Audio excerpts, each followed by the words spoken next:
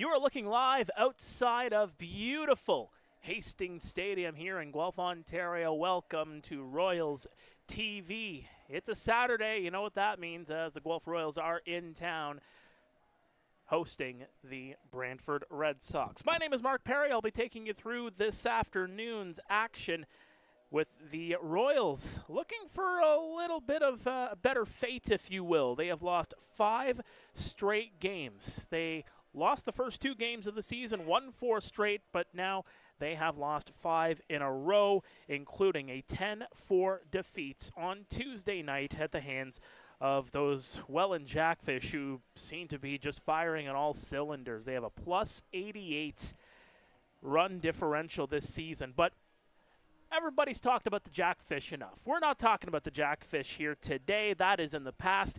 The Royals looking to put that game in the past with the Brantford Red Sox in town here today. The Brantford Red Sox looking to put a whole lot in the past here today.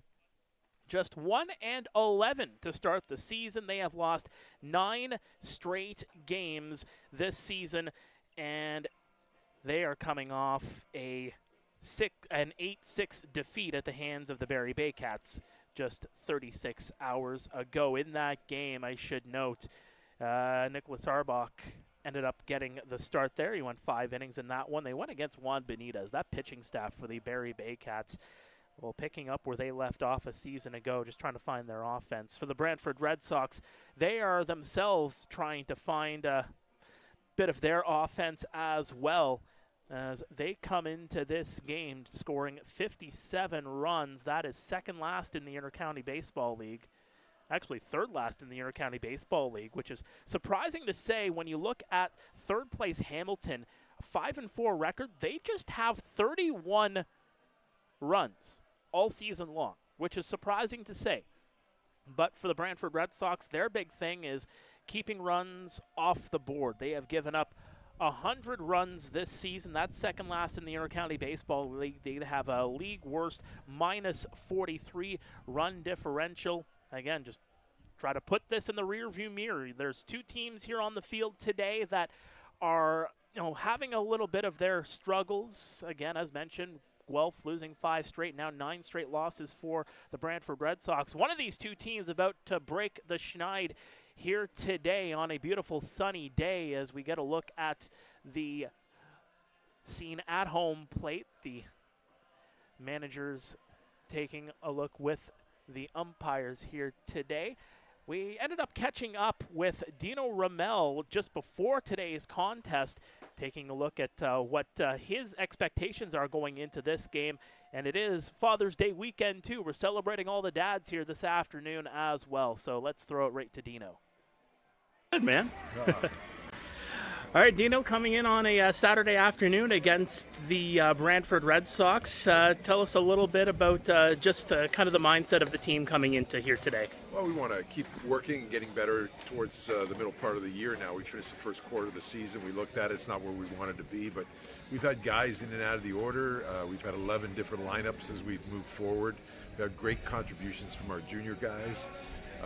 As we continue to filter guys in, we have a number of guys that are pulling in here. We're going to get a lot better. We're not close to what the team's going to look like in a month from now. And it's frustrating because I'm so competitive. I hate losing at cards to my daughters, never mind on the baseball field. But I'm confident and very optimistic about where we're going as a team, despite our record right now.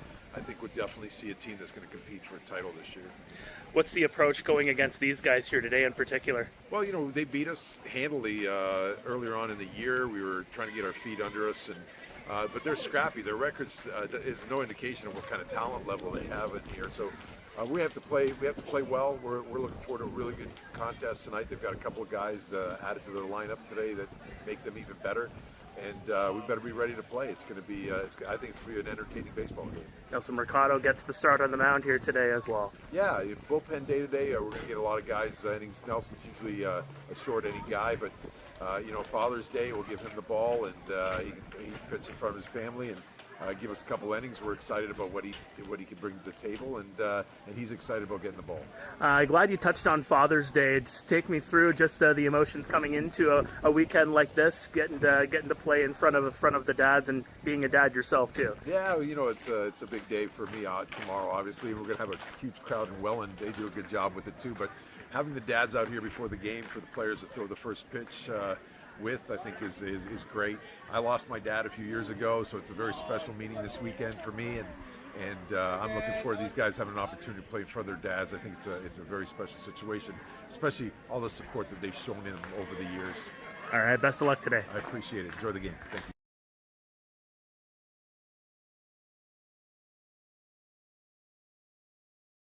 Getting a look at the field right now, a gaggle of ceremonial first pitches here. A number of the players' fathers in attendance here this afternoon getting to throw out to their sons, suiting up for the Guelph Royals. We're getting ready for first pitch. We're getting ready for the anthems. It'll be Connor Irvine on the bump for the Brantford Red Sox, taking on Nelson Mercado, as you heard in that interview with Dino Ramel just a moment ago. It is the Guelph Royals and the Brantford Red Sox here on Royals TV. We're going to go to break. When we come back, we'll have some baseball here for you here at Hastings Stadium.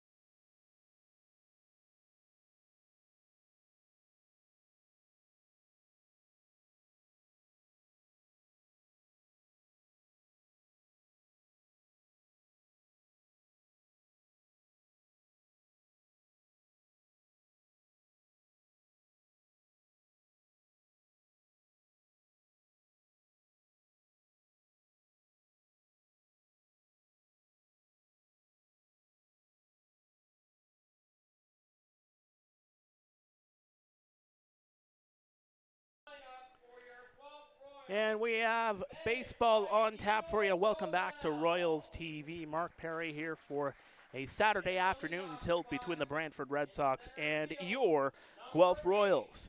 Take a look at today's umpires. It'll be Don Michelle calling the balls and strikes in behind home plate. Jared Merkley is over at first, and Dana Case is working over at third. Let's take a look 1 through 9 for the Brantford Red Sox, as Brantford will be up here in the top half of the first. Ethan Paulos is the center fielder, as we have a shot of some fans here trying to make their way onto the seats here today. Renee Takioka is in left. Lucas Bateman is the second baseman. Christian Ortega will be the DH. Cassidy Watt is the third baseman. Nick Burdett, who was announced also as the manager for today's game, Brantford Red Sox, he'll be at first base. Matt Torresan, Max Schmarter, and Andrew Savage. That's 1 through 9 for the Brantford Red Sox. They'll take on Nelson Mercado. As you heard from Dino Ramel, the field manager for the Guelph Royals, today is a bullpen day for the Royals as they try to move through this one. And again, the Guelph Royals will be in Welland tomorrow. So trying to save some of those arms for tomorrow in the Rose City. Number 18, Nelson Mercado.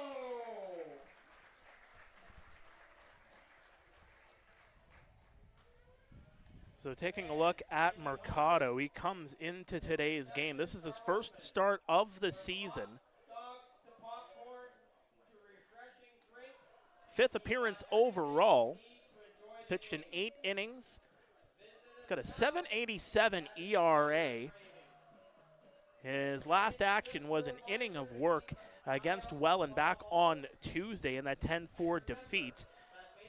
Faced 9 batters, struck out 3 of them, walked 3 of them, gave up 4 runs, all of them earned off of 3 hits. We'll see what he can do here this afternoon, and more importantly, we'll see how long the leash is on Mercado, as when you think about a bullpen day, you'll probably see 2 innings here, 2 innings there, depending on how well the pitcher might be going on any given day.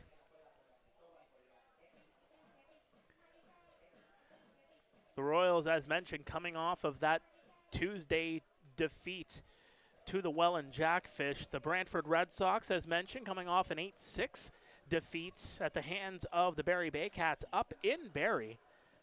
Brantford did make a game of it late. They were down 8-2 after the 6th inning. Came back with 3 runs in the 7th, another run in the 8th. Made it a close contest, but Carlos Sano came in and shut things down for the Barrie Baycats in that 9th, and that means 9 straight losses for the Brantford Red Sox, taking on another struggling team in the Guelph Royals here today. Who's going to come out the victor on this Saturday afternoon? Glad you can join us. Let's take a look quickly at the weather conditions for today's game. There you see it, 19 degrees and sunny. It is beautiful. A little bit breezy, as there's first pitch delivered at 1:09 Eastern, and that'll go for ball number 1. We are underway. The flag's out in dead center. That one's going to go in for a strike right at the knees. The flag's at dead center, moving a little bit more left to right. It's not an overly harsh wind by any means. Low on 1, chopper. Grabbed over there at short over to first base. That's LaRue to Simpson. Let's take a look at the defense for the Guelph Royals, as it'll be Ethan Hammond, J.D. Williams, and Andy Leader from left to right in the outfield. Mark Nellis, Brando LaRue, Blake Simpson, and Liam Wilson from left to right in the infield. Matthew Ward catching Nelson Mercado and whoever else comes into the ball game here today. Rene Takioka now the batter, working out in left field today. And there's strike number 1.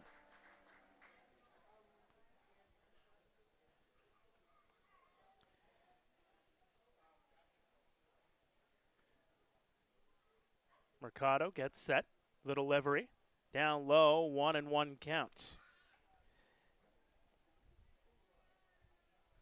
Takioka hitting .333 on the season. Has hits in 3 straight ball games. 5 for his last 12. He puts that one up high. Playable in left field. Getting over to it is Ethan Hammond. He'll make the catch. So that's 2 up, 2 down here for the Brantford Red Sox here in the top half of the first. Lucas Bateman will get started here. He's hitting .368 on the year. 5 RBI, 14 hits, second on the team in that category.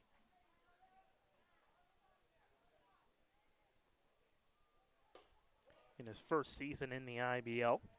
Waterloo native.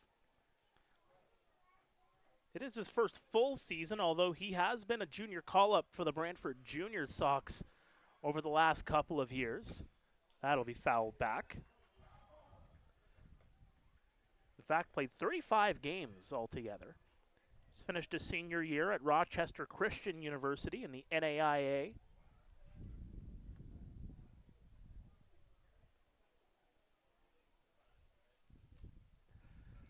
Mercado, the delivery, outside. No, he picked the corner.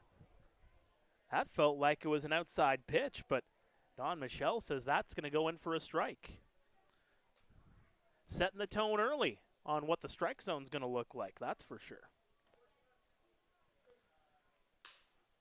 Chopper handled there by Nellis. Over to first, scooped in time, and that is a 1-2-3 inning.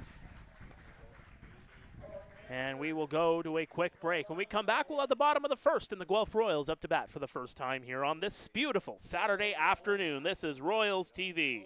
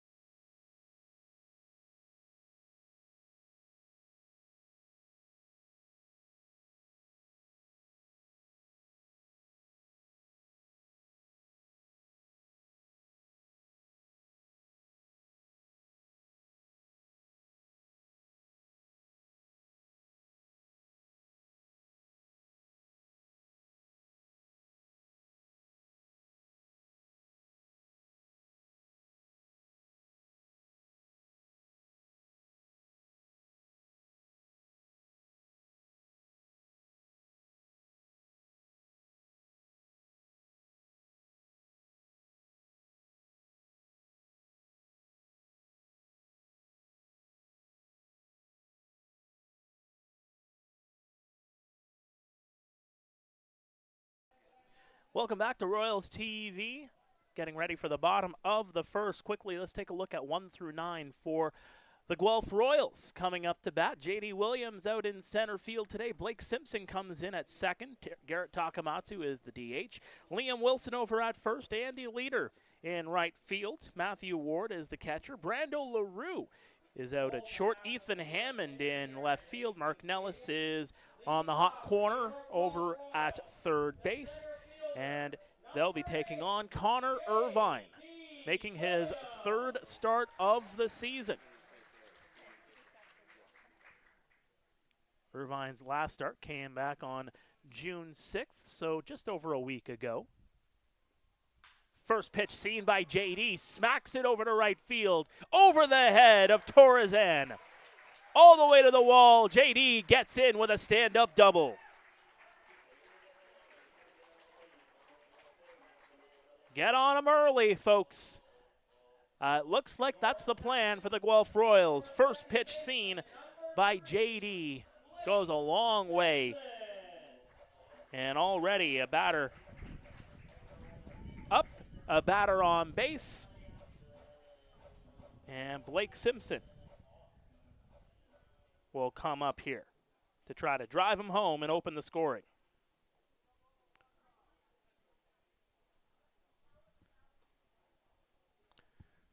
Squares up to bunt, drops it down. That's going to move the runner over to third. They'll get the quick out. Count that as a 1-3 putout. But just a good, what they call small ball in baseball. Dropping the bunt down. Let's take a look at the defense for the Brantford Red Sox here today. Takioka, Paulos, and Torresan from left to right. Watt, Schmarter, Bateman, and Burdette on the infield. and Savage getting the call behind the plate to catch Irvine. Former MVP Garrett Takamatsu up to bat here. That one goes off of Savage. He keeps it in front of him for the most part. Keeps it playable, I should say. Last start for Irvine, as mentioned, against Chatham Kent. That was a 4-3 defeat. Went 4 1/3 in that one. Gave up 3 runs off of 4 hits. Struck out 3, faced 20 batters, walked 5 of them. You really want to keep those walks down here today. The other game he has played this season, it was a start in an 8-2 defeat against Welland on May 30th. He walked 4 in that one, struck out 6 when he faced 25 batters. As mentioned, faced 25 batters in 5 1/3 innings worked. So you're seeing him in that 4 to 5 inning range. Let's see if they stretch him out a little bit more here today, as that one goes downstairs.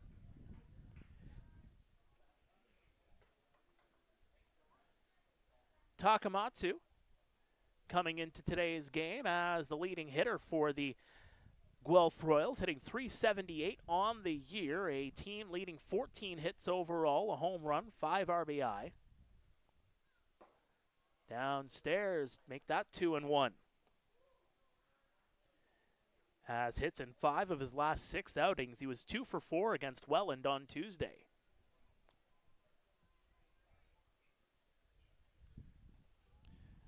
Irvine gets set up. The delivery. That one's put up high, deep into center field. This is playable, though, for Paulos. JD tags up in to score, and the Guelph Royals take a 1-0 lead on the sac fly from Garrett Takamatsu. Good piece of hitting there from Garrett. Knowing there's just the one out, just get a barrel to the bat, put it deep enough, and knowing the speed that JD is capable of having, get him in, get the runs when you can get them. And that'll bring up Liam Wilson, who is hitting .294 overall on the season and just continues to do some damage, as that'll go for ball 1. Hits in 6 straight ball games, 2 for 3 against Kitchener on Sunday. First time he traveled to Jack Couch Park since moving over to the Royals to start 2025. Puts that one into the outfield. Is it going to drop? No, it had enough air for Ethan Paulos to get underneath it and make the catch. That'll do it for the first inning, but 1 run has come in to score. J.D. Williams crossing the plate on a sac fly from Garrett Takamatsu. We'll be back after this. This is Royals TV.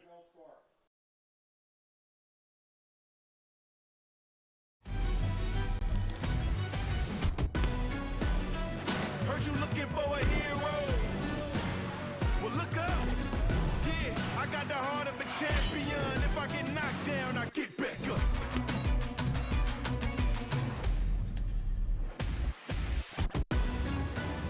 I got the heart of a champion. If I get knocked down, I get back up. Hard line drive up the middle. Whoa! Lindor out of nowhere. How did he do that? That Lindor can play. I don't know about that hair. And don't get me started on those gloves. I don't know. I kind of like it. It's time for a revolution. The Rev 1X by Rollins.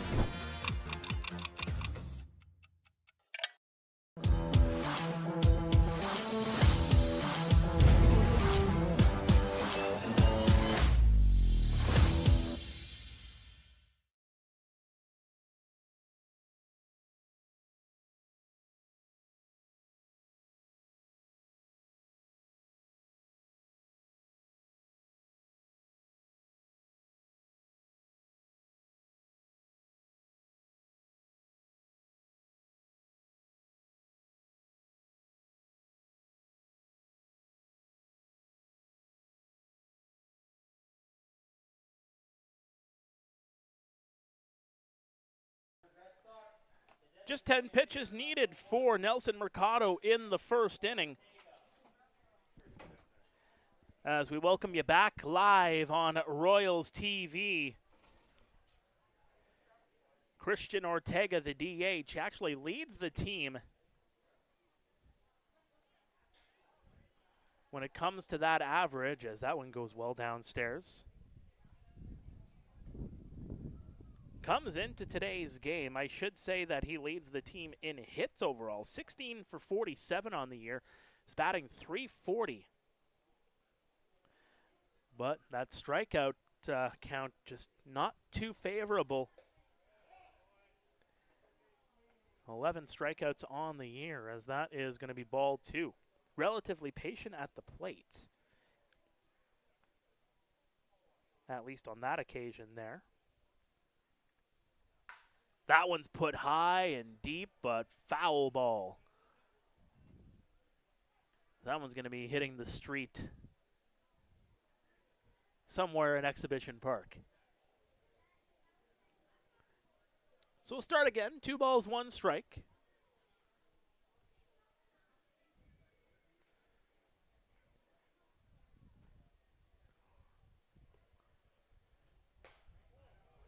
Trying to frame that one up was Ward, but didn't get the call. 3-1.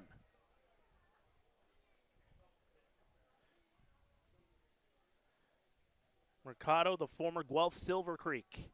The 3-1. Right in for a strike. Full count.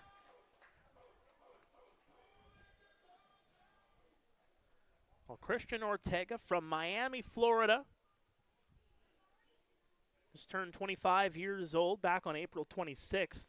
Played 2 years with Davis and Elkins, then 2 years at Tuscaloosa. Was in the USBL in 23, as that one's right over to Simpson, a liner. To retire Ortega. The third baseman, number 15. And that'll bring up Cassidy Watts. Well, if you enjoy Guelph Royals baseball live on YouTube, don't forget to hit that like button, hit that subscribe button as well. We will let you know anytime we are on the air or when new updated content is posted on the Guelph Royals YouTube page. Again, like and subscribe Royals TV today. First pitch seen by Watt goes downstairs into the dirt. From Coquitlam, BC, works as an infielder, also can be a catcher for you. Just finished up his senior year at Dakota State University. He'll foul that one back. Was actually teammates with Nikolai Arbach, his current teammate here with the Brantford Red Sox, back at their time at Dakota State in the NAIA. Also played for the Nanaimo Night Owls last year in the West Coast League. Into the dirt.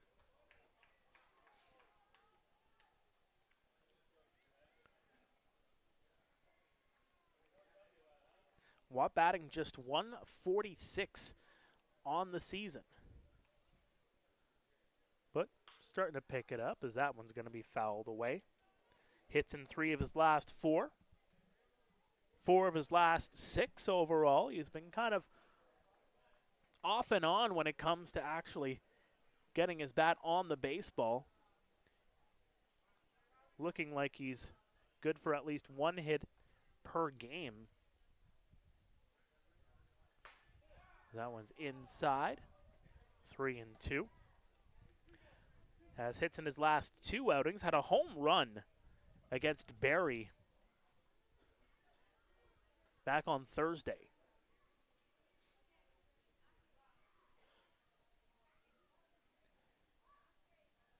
Mercado delivers, and another one fouled back.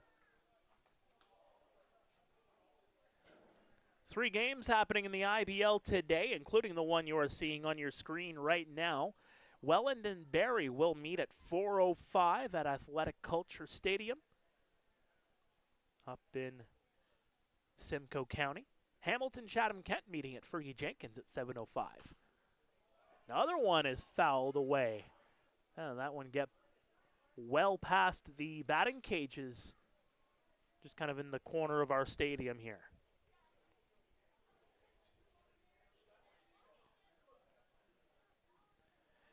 7 pitch at bat already.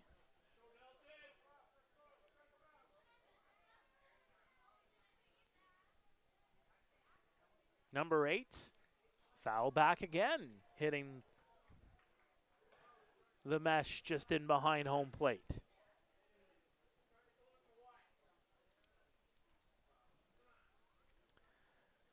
You look at those standings. That Barry Welland matchup is going to be very interesting. Barry starting to pick things up, winners of 3 straight games. 5-6 record on the year. The 3-2 into the dirt, and that's going to be a walk issued. A well-deserved walk for Cassidy Watt. That was 9 pitches delivered. The first baseman, number 25, Nick Burdett. And now that'll bring up the big veteran in the Intercounty Baseball League, Nick Burdett. 12th year in the Intercounty Baseball League, was part of that 2013 championship. That one gloved by Wilson over to first. They'll get the out. Excellent job by the first baseman, Liam Wilson. Wasn't able to trap the baseball, but he knocked it just in front of him, just enough to keep it playable. Picks it up, gets it over to Mercado, and that's just a good heads-up play by Mercado as well, as they teach you in baseball school. If the first baseman comes off the bag, it's your job to move over, and they did just that to retire Nick Burdett.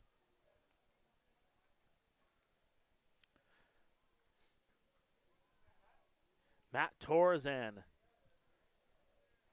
here with 2 away, swing and a miss for strike 1. Second year in the league, played for the Red Sox a year ago, although didn't get into as many games as he would want to.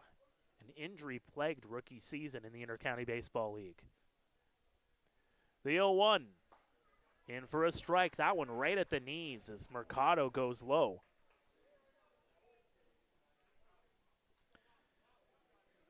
And played last fall with Niagara University. Also spent a couple of seasons at Iowa Lakes Junior College.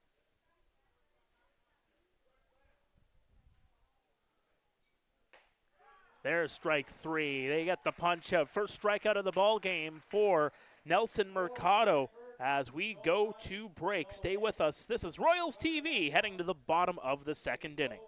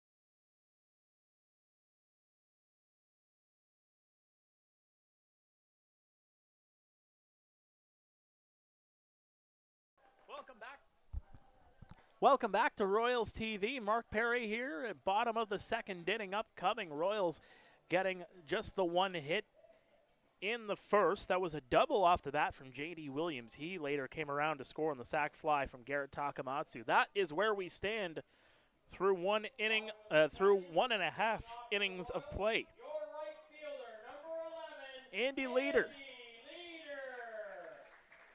will come up to bat to start the bottom of the second inning. Glad he can join us on Royals TV. Hit us up on the chat. Let us know where you are tuning in here today, as that one's going to bounce in and away from Savage. Wherever you are around the world, we thank you for joining us here today. Well inside.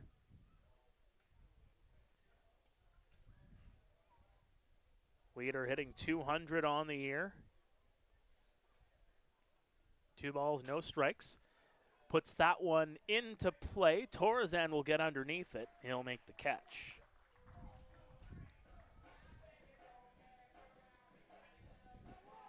And that'll bring up Matthew Ward.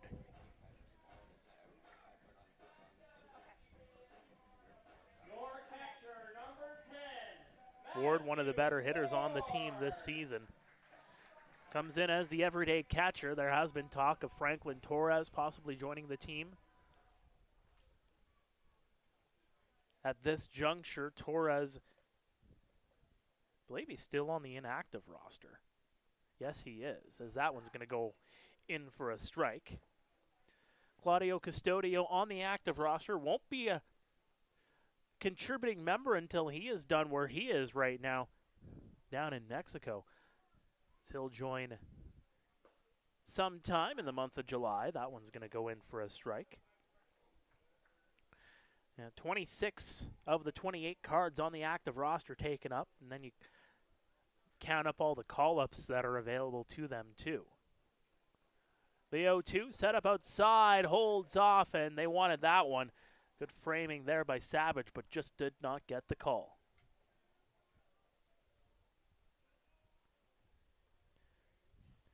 Ward, as mentioned, hitting .333 on the year, 10 for 30. Was 0 for 4 on Tuesday. So that one's fouled back. Snapped a 3-game hitting streak. Had the home run in Toronto in that wild 14-11 loss back on June 6th at Christie Pitts. 1 ball, 2 strikes. Swing and a miss, he got him. Swinging strikeout, first strikeout of the ball game for Connor Irvine. And that's the second out of the inning. Your shortstop, number 5, Brando LaRue. Well, Irvine now will take on Brando LaRue. Irvine, the Victoria, BC native, played at the University of Arkansas at Monticello, D2 school in the NCAA. That one's up and in on Mr. LaRue.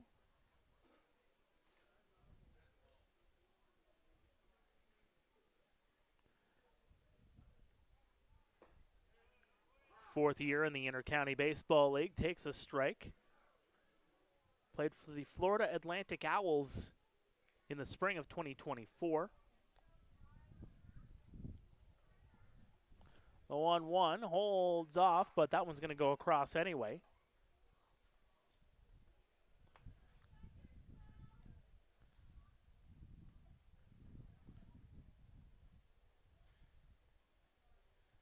Played for the Florida Atlantic Owls this past year as well, I should say. So he puts that one well out of play. It was, in fact, his senior year this past spring. Hit .317 for the Owls. Putting 5 home runs, 10 doubles, 32 RBI. Upstairs, 2-2. Stole 10 bases for the Owls in the spring.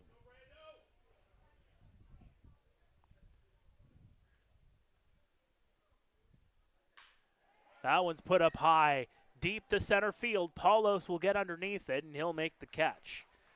It's 3 up, 3 down. And the Royals are retired here in the bottom half of the second. Stay with us. This is Royals TV, 1-0 Royals over the Red Sox.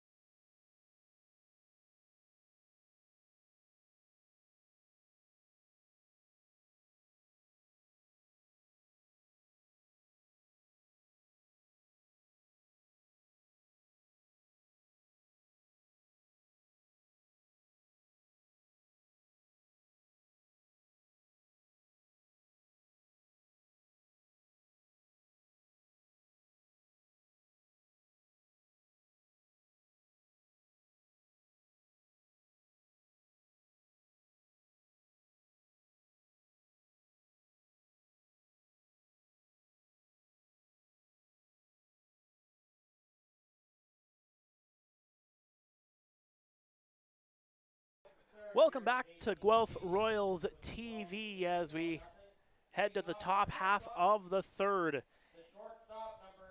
Nelson Mercado has faced one above the minimum so far. He walked Cassidy Watt. He was stranded on second base in the second inning. Max Schmarter, Andrew Savage, and Ethan Paulos due up here in the third for the Brantford Red Sox. Upstairs for ball one. As mentioned before, it's a bullpen day here for the Brantford Red Sox, or for the Guelph Royals. That one's inside. Nelson Mercado getting the start. Got an inning of work in on Tuesday. Haven't seen Jacob Cush since last Saturday here at home against the Kitchener Panthers. The 2-2 in for a strike. I would imagine that Jacob Cush might get the call tomorrow in Welland to take on the Welland Jackfish. Swing and a miss, 2-2. Haven't really seen Kyle Thomas either, so that could also be an option for them.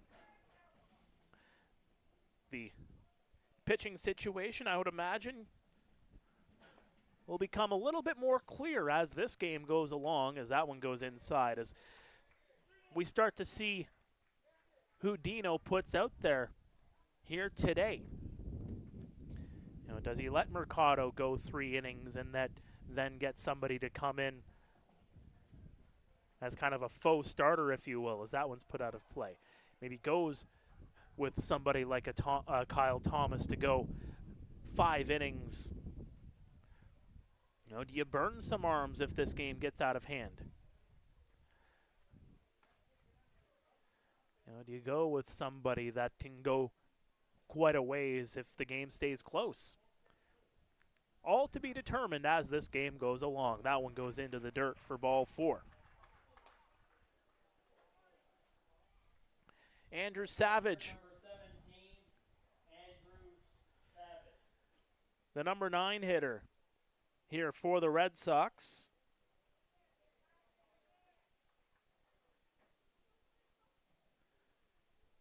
Believe this is actually his Intercounty Baseball League debut.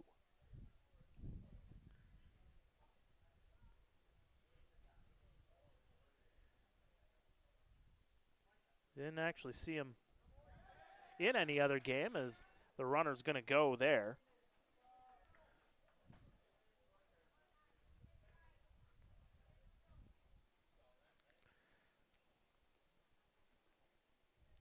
Didn't actually see Savage have an at-bat here. I believe that is indeed his first. This is his first IBL at-bats. Just signing back on the 12th, just 48 hours ago. That goes in for a strike.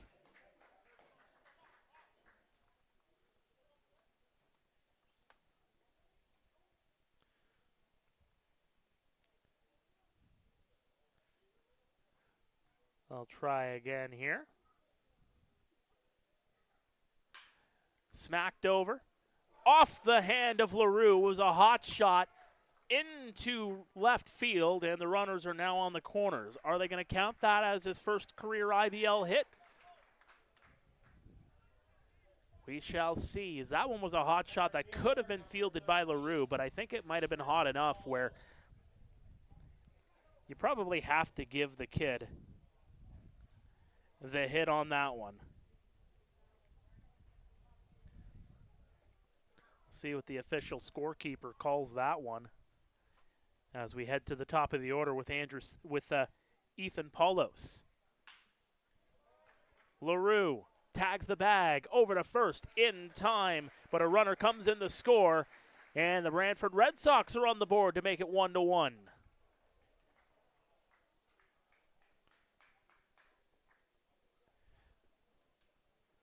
So they aren't going to give Savage the hit. That is going to be called an error by the shortstop.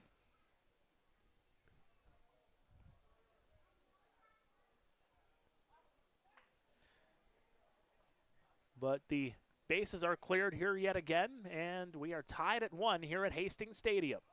Squaring up to bunt there was Takioka.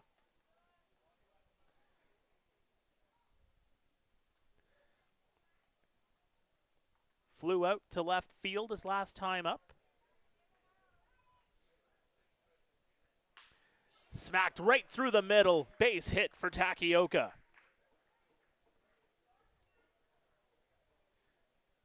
That 333 average goes up just a little bit. And that'll bring up Lucas Bateman, who was retired on the ground out back in the first inning.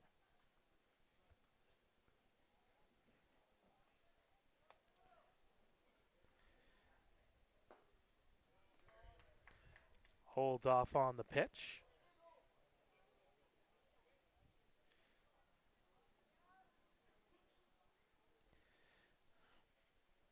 Bateman this year hitting .359 after starting the game, 0-1. The runner's going to go, but it's going to be fouled off as that gust of wind starts to move here into the broadcast booth. You can see a little bit of the dust on the infield there as well. Look out for that as this game goes along. Make sure these guys are protecting the old eyes.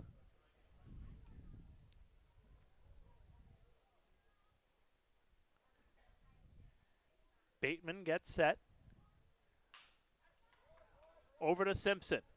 Fields it, gets the glove, over to first in time. Simpson couldn't handle it cleanly, but just a good patient play there by the second baseman. Gets it over to first, and the side is retired, but not before Max Schmarter comes in to score to make it 1-1. Brantford and Guelph as we head to the bottom half of the third. Stay with us. This is Royals TV.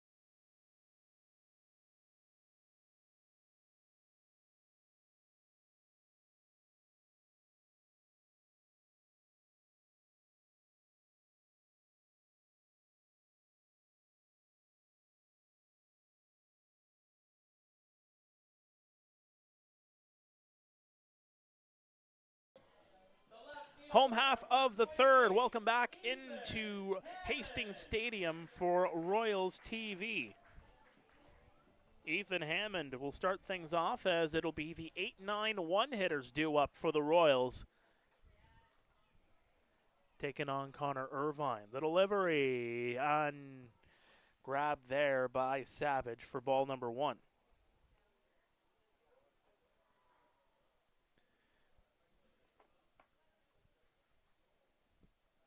Hammond playing in left field today. That one off the arm of Watt. And Hammond will get on base. That one, I think, will probably get called an error on Watt as he tried to track that ball down, but it's just one of those fortuitous bounces that Ethan Hammond got on that occasion.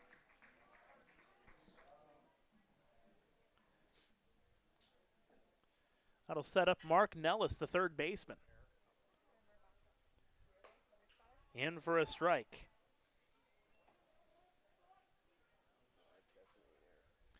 So it will be an error officially charged to the third baseman, Watt. So both teams have an error on the day. That one well inside. Nellis gets out of the way.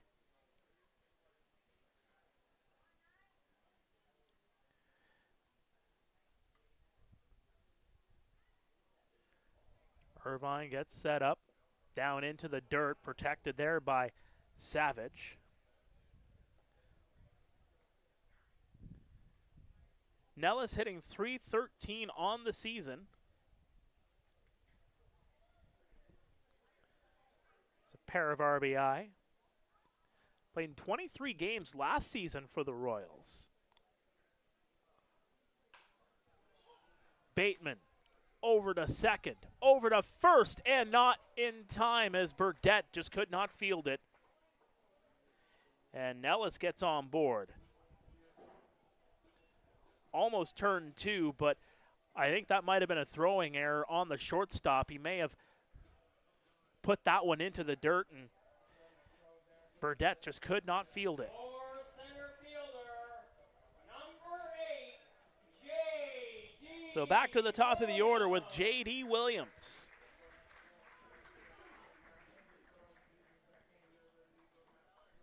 Hit that double, came around to score back in the first. J.D. hitting .325 on the season.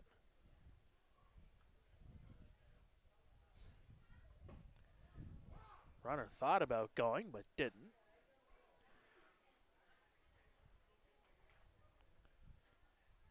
J.D., of his 6 hits, 2 of them have been doubles. Well, he's got a third one here today. Smack that one down the line, and it goes well out of play, foul. And it's a unique dimension here for Hastings Stadium where you have the open field. As everybody knows, you have the lawn chairs lined up down each of the outfield lines that are technically out of play. You have the track around the field. Once it goes to the opposite side of the track, it's basically, think of that as a ghost fence, if you will. There's strike number 3. JD is retired, and he's having an argument here with the home plate umpire. Don Michel didn't like the call. But that is going to be the second strikeout for Connor Irvine here today. Simpson. So set up Blake Simpson, and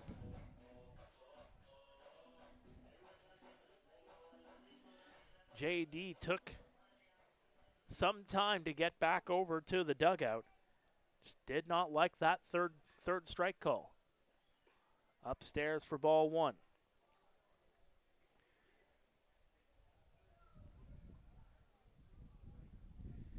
Simpson 1 for 3. His batting average, well, he's hoping it gets better. Just 1 for 16 this season. Stark difference from what we saw a year ago. Just trying to get into the swing of things here yet again. Upstairs 3-0. Hit .531 last year, but keep in mind that he split his time last year. Started the season in Guelph. Moved out, was in the MLB Draft League last year. There's strike number 1. He and Josh Garton, the first couple of weeks of the year in particular, they were 2 of the best hitters in the league in the first month. There's a swing and a miss for strike 2.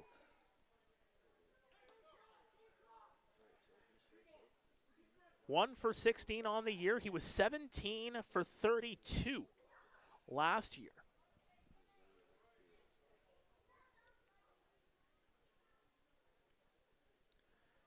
Doesn't have a hit in his last 5. Wants to change that here. Upstairs for ball 4, and Blake gets on base. Well, if you can't get the barrel to the ball, you stay patient enough and you get on base and send it to Garrett Takamatsu, who's got the lone RBI for the Royals here today. It was that sac fly to center field that drove in JD.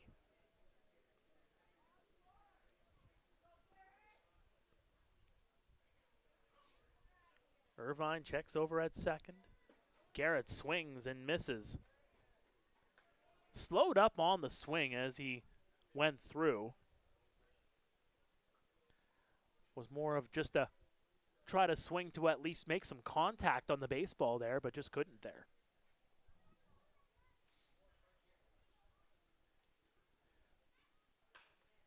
Foul down the line into the trees here at Hastings Stadium.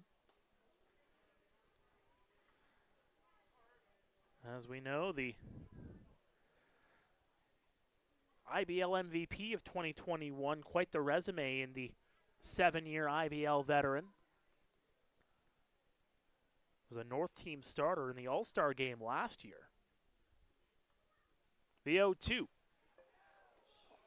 Right to Burdett. Tags the bag, and that will do it. We're through 3 here at Hastings. It is the Brantford Red Sox 1, the Guelph Royals 1. Stay with us. This is Royals TV.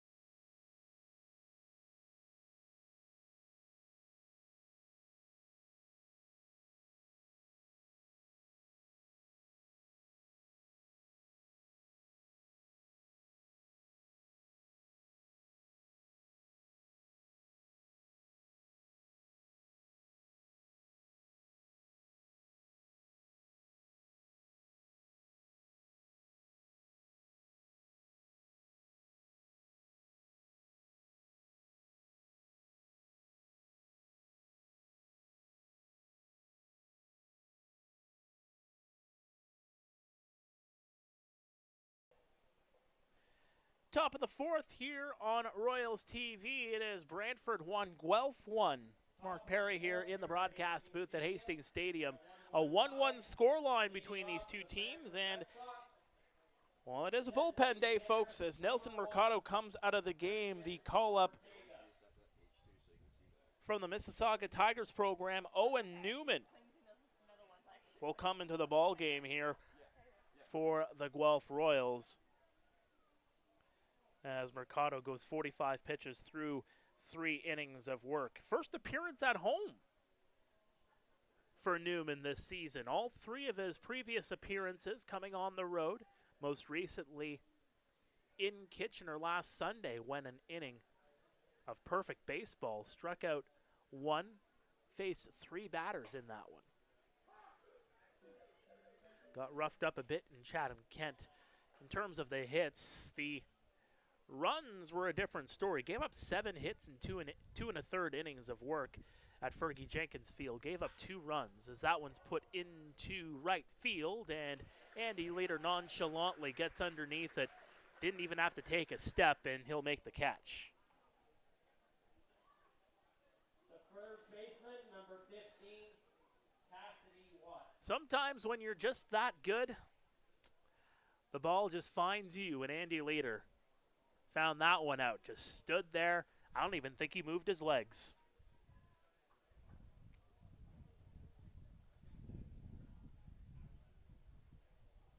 That'll bring up Cassidy Watt, who walked back in the second. First pitch he saw, it goes out of play.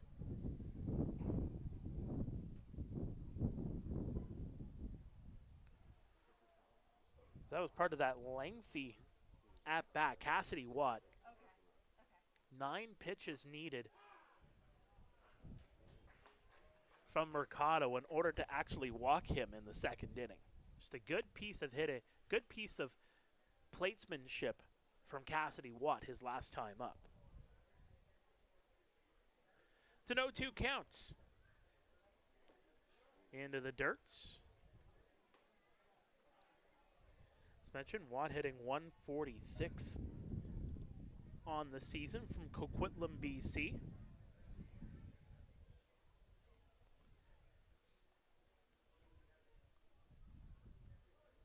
Good crowd here at Hastings Stadium this afternoon. The 1-2 makes contact over to LaRue. Gets it on the one hop over to first in time to get the outs. And this will bring up Nick Burdett, who grounded out his last time up. That was a great play that was made by Liam Wilson, who knocked the ball down on a hard hit baseball. As mentioned before, Nick Burdett has been around these parts for a long time. Swing and a miss. You know, while he was an IBL champion in 2013 with the Brantford Red Sox, 2 years later he was a first-team All-Star in the Intercounty Baseball League. He's a multi-sport athlete. The 0-1, that one gets by Ward.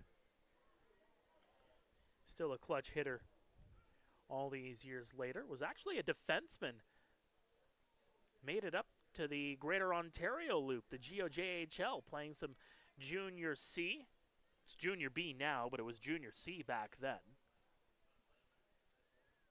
Had a heavy shot, patience, a heavy hitter as well. It's back in the Brantford Eagles days in 2010 and 2011.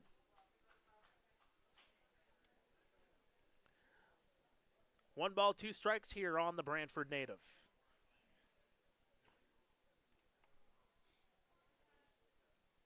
The delivery, foul back.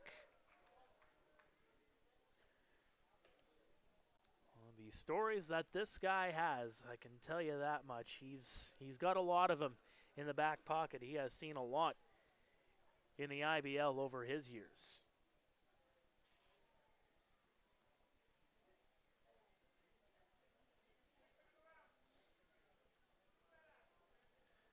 Swing, and he went around. That's strike 3. A 1-2-3 inning as Owen Newman faces the minimum. To the home half of the 4th we go. It is Brantford 1, Guelph 1 here on Royals TV.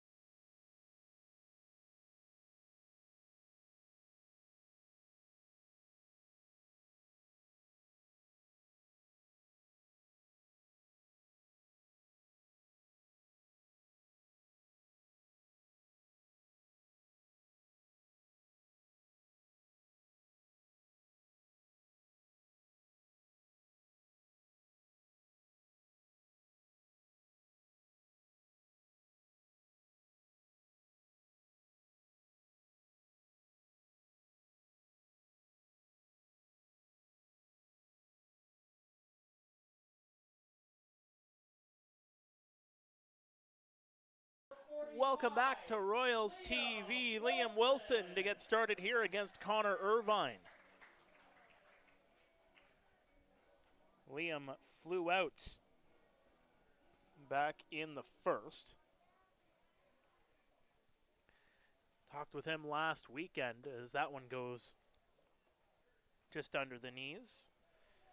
You know, still a guy just trying to figure it out, trying to get adjusted to get his swing back. He wasn't really playing the game over the last year or so when he took the year off last year, but still remained in the game, coached with the Ontario Blue Jays. You know, still trying to stay warm, if you will, but there is nothing that'll prepare you for in-game action than in-game action. 3 balls, no strikes. You admittedly had a tough go to get started, and he attributes that again to just trying to get back into the swing of things. Still feels like that one's in for a strike. Still feels like he's trying to, you know, get a feel for the game here yet again.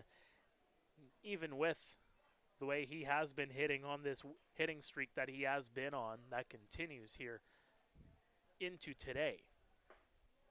That'll go in for a strike.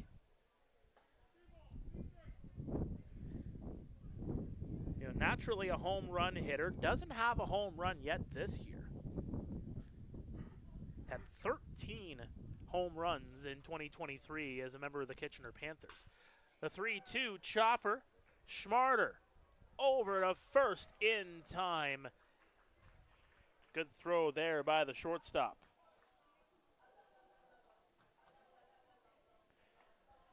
And that'll bring up his former Kitchener teammate. These two batted back-to-back quite a bit when they were down Highway 7. They've been doing that quite a bit here as a member of the Guelph Royals. A pair of Canisius College alums in Wilson and Andy Leader.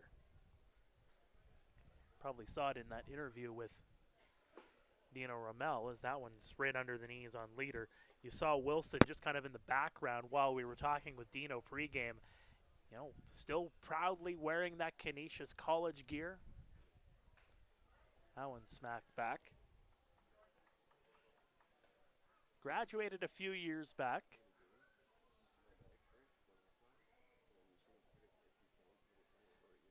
Andy, it's been quite a few years as well, as he's now been a mainstay in the Intercounty Baseball League. Swing and a miss for strike 2. 8th year in the IBL, his second season in Guelph, his first full season. Remember, he didn't come over until around this time last year. The 1-2 holds off on the swing. That one goes into the dirt. They appeal over to first, but said that Andy didn't go around. It was actually June 18th of last year when the trade was made official. Danny Garcia, Jorge De La Cruz moving over to Kitchener to bring Andy Leader here to Guelph. Fouls that one back yet again.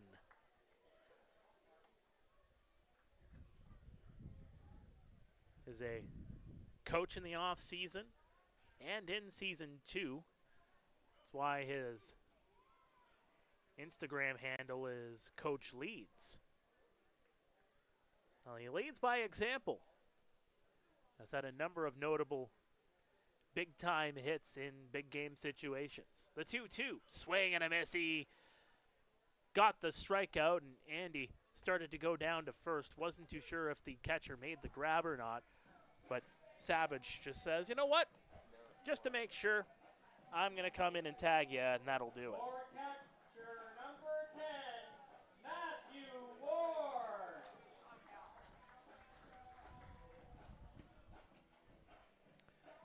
And that'll bring up Matthew Ward. After Andy Leader goes down on strikes, that's the 3rd strikeout of the game for Irvine. 2 of the 3 have gone as swinging strikeouts. That'll be in for a strike.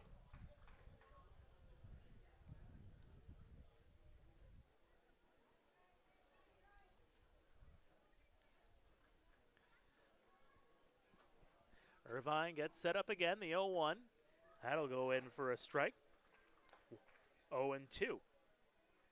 Brantford will be back home tomorrow. They'll host Kitchener at 2 o'clock at Arnold Anderson Stadium.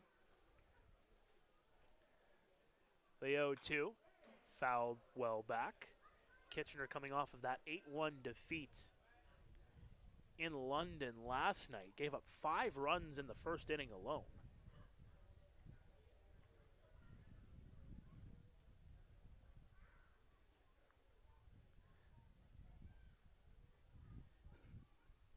The 0-2, missing on the outside.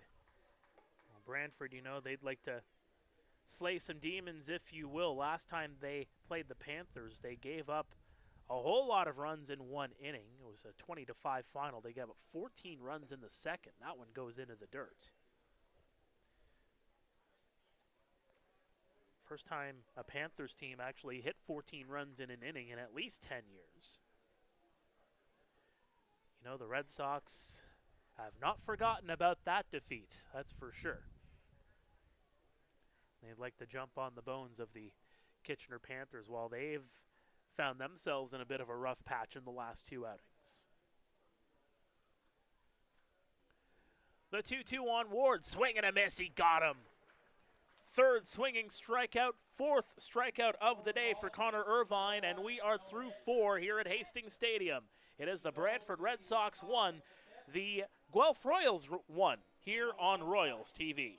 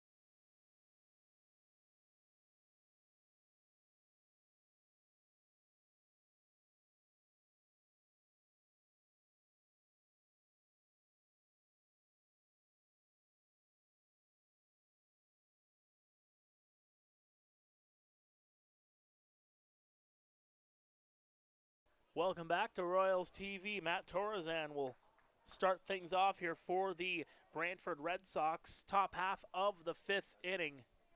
A 1-1 scoreline. First pitch he sees over to Simpson, over to first. Great spin around by the shortstop to get the outs. A hard hit baseball by Matthew Torrezan, but it was actually Brando LaRue who made that grab. Simpson playing over at second base today. So Brando LaRue going on the spin cycle over at short to get it over the first to record the out. Owen Newman remains in the ballgame here for Guelph. First pitch strike. Takes over for Nelson Mercado, who went 3 innings. Gave up the 1 run. Wasn't earned.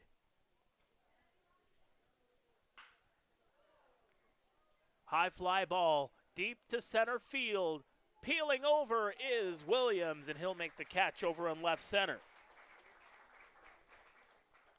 A big fly ball that, to be honest, would probably be a home run in a couple of ballparks in this league, but Good track down there by Williams to make the grab. So Mercado, as mentioned, gave up the 1 run unearned through 3 innings. Gave up just the 1 hit. That was the single to Takioka. Walked 2, struck out 1. Line down the line. It's a fair ball. Deep into left field. Circling around the bag is Andrew Savage. There's your first IBL hit, kid. Congratulations. A hard hit double down the line by Andrew Savage, and he can call himself a hitter in the Intercounty Baseball League.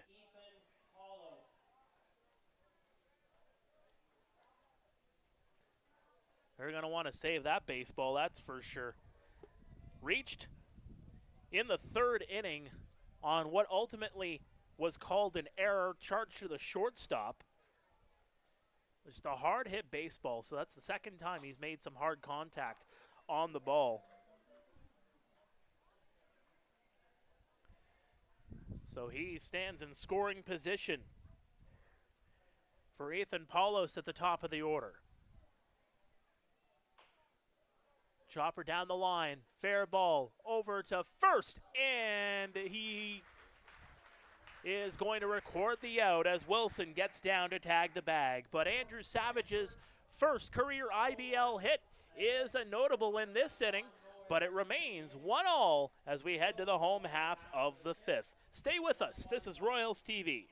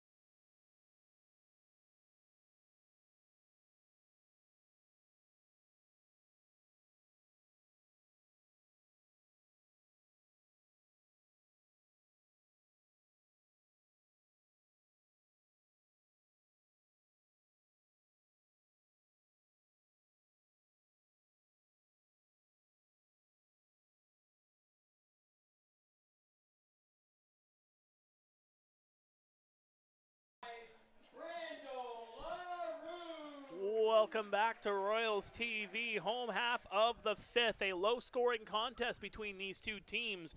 Brantford 1, Guelph 1. Guelph getting their run back in the 1st. Brantford got theirs to tie it up in the 3rd. That's where we stand here on a beautiful Saturday afternoon.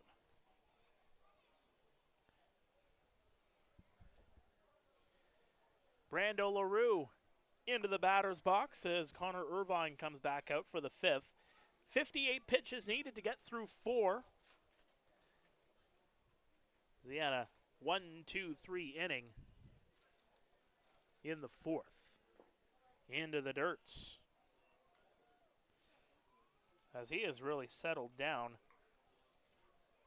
Gave up a couple of base runners. One of them was an error. One of them was a walk back in the 3rd, but overall has just given up the 1 hit, 1 run, 4 strikeouts on the day. Lined high, deep into left field. Playable, though. Takioka gets underneath it. He'll make the catch. So set things up for Ethan Hammond, the left fielder. It's again Connor Irvine looking dialed in here this afternoon for the Brantford Red Sox.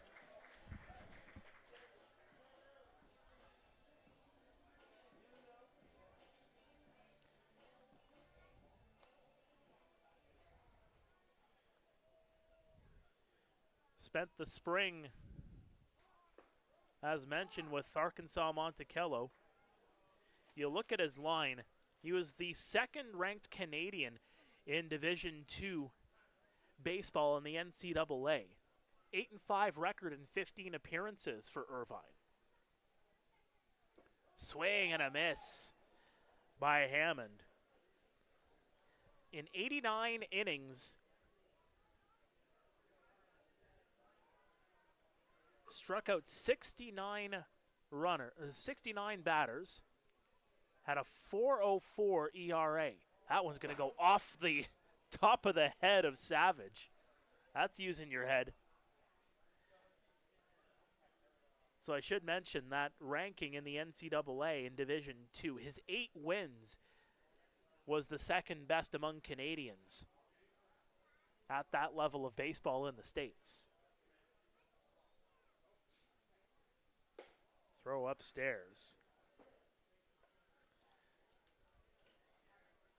And that strikeout count for Arkansas a little bit down from what we've seen the last couple of years. That one's put into left center. Playable over to Takioka. He'll make the grab to record the second out. You look back at the first couple of seasons in Arkansas for Irvine, as Nellis will come up to bat. Had a 9-2 record in 17 appearances for the Ball Weevils in 23-24. Went 99 2/3 innings, struck out 90 batters. The ERA just a little bit up more, 4.43.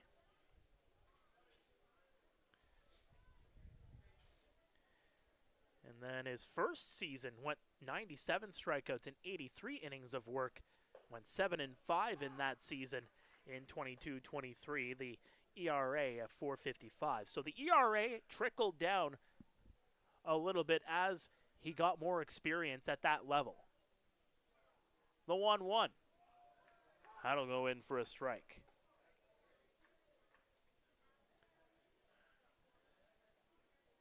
Spent a couple of years as well with the Lassen Cougars, although a couple of those years got blown out.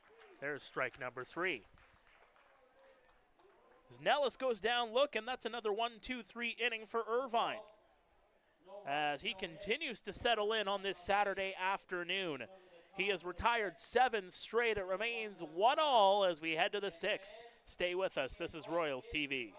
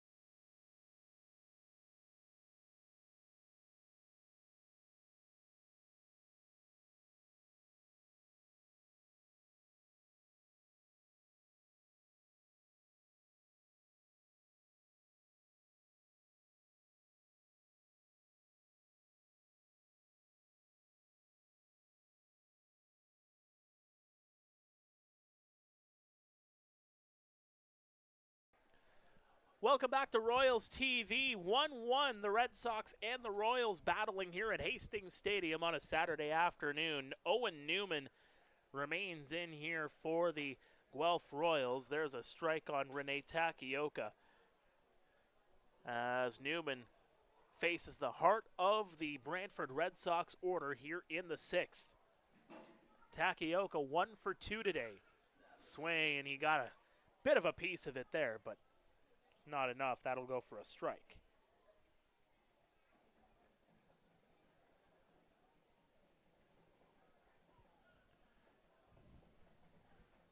Holding off the 0-2. Swing, and he gets it off the end of the bat.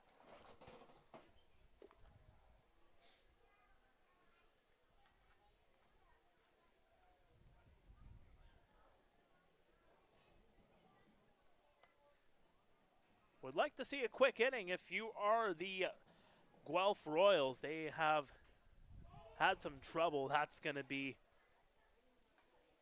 a foul tip, unhandled there by Ward. So Takioka stays alive. With the way Irvine has been pitching, you'd really like to get a quick inning from Owen Newman here to try to get that offense back up. The 0-2. LaRue can't get it on the hop, and that'll go into the outfield. Takioka gets on. Judging by how Andrew Savage's at-bat went in the 3rd, a very similar play, a hot shot over to short that was unhandled by LaRue. They are probably going to charge that as an error on LaRue. We'll have to see what it is. Yes, indeed, it is going to be an error. So LaRue, his 2nd error of the game. And Takioka over at first. Inside on Bateman.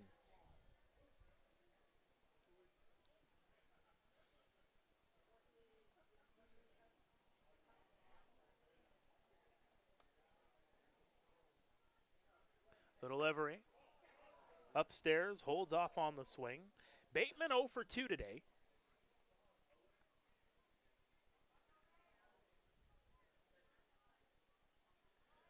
Just finished his senior year at Rochester Christian University. Outside, but picks a bit of the black for a strike. As we've talked about, he's an infielder, but also a catcher. He can play as a catcher. Today he's working at second base. Collegiately, he was a second baseman, played at 3rd, played as a catcher as well. So a couple of options for the Brantford Red Sox to work with as that one's fouled into the trees. I think it hit a branch because it got right back onto the field.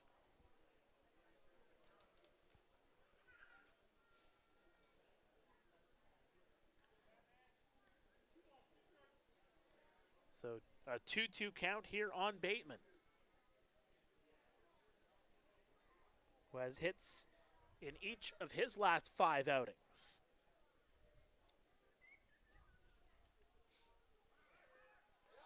That one gets underneath. Count that as a wild pitch, perhaps. Throw over to 3rd to keep Takioka over on 2nd. As that one gets by Ward. I don't know if they're going to call that a pass ball or a wild pitch. We'll have to see. It did look like it went underneath the 5-hole of Ward.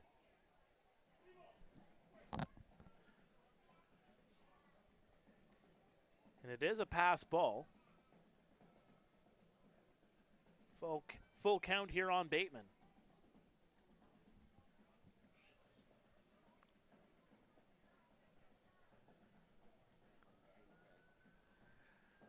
We'll try it here again as the fans banging their feet here at Hastings Stadium. Good trap there by Ward to keep it in front of him. That'll keep Takioka at the very least over at second base. But Bateman draws the walk. The designated hitter, number 1, Christian Ortega. So that'll bring up Christian Ortega, who is 0 for 2 on the day.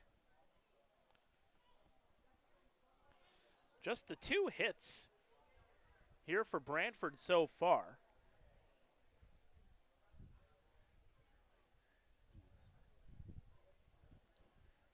So it looks like there's Another arm going into the bullpen for Guelph to get warmed up.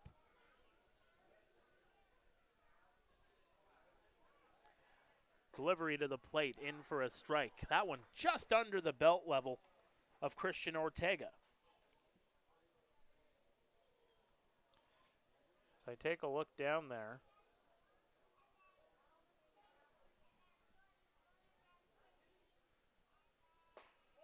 That one down low.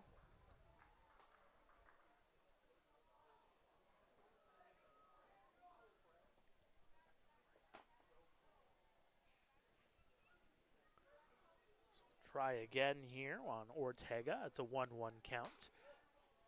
Throw in, and Takioka with some extra movement on that baseball. Just consistently trying to find the strike zone. It's Brandon Deans is starting to get loose. That one down the line. That one gets by Nellis. Circling around third is Takioka. He'll come in to score. Brantford takes a 2-1 lead. An RBI single from Christian Ortega cashes in a run. Third baseman, number 15, Cassidy Watt. So now Ortega on first, Bateman on second, nobody out. And here comes Dino Ramel to check in on his junior call-up.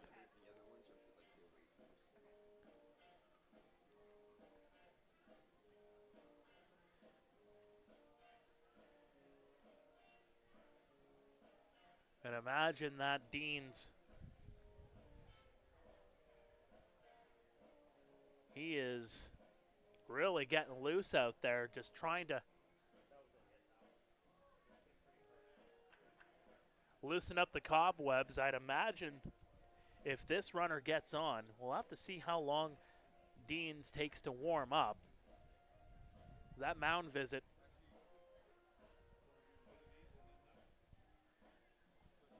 is about a minute long.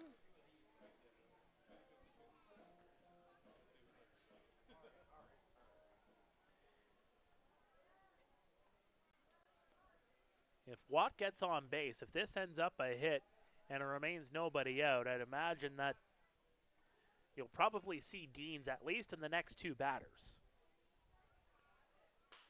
Put up high. Shallow right field. Over to make the grab is Simpson. Blake Simpson goes a long way to track that baseball down as Andy Later was a little bit deeper in right field. And the catch is made.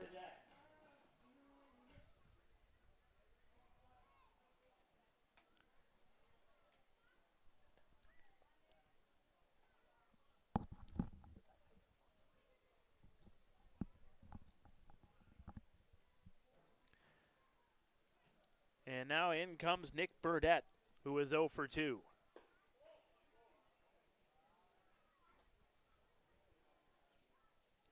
Bateman on second, Ortega on first.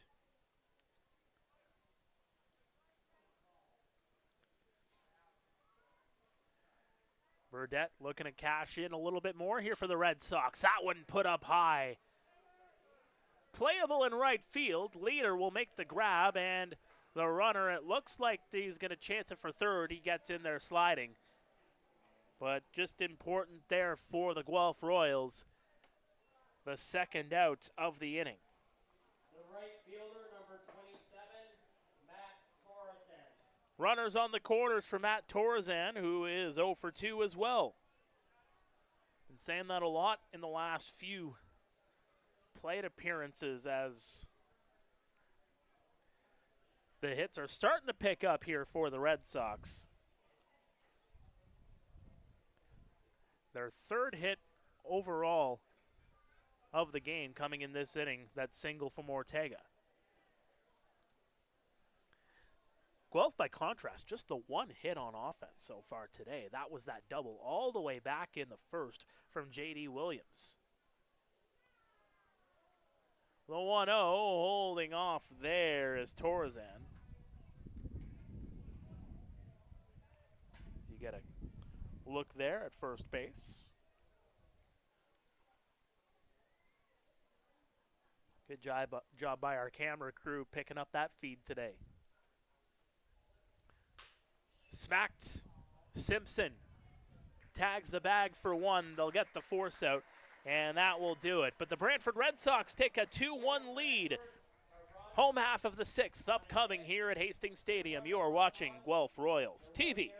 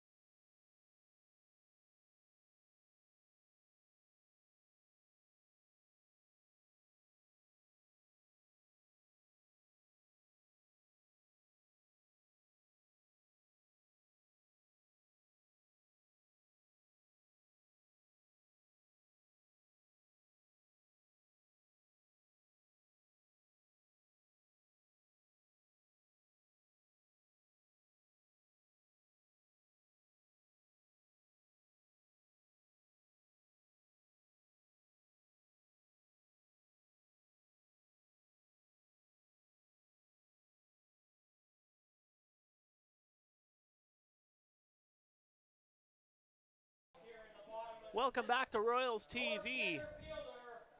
It was all the way back in the bottom of the first.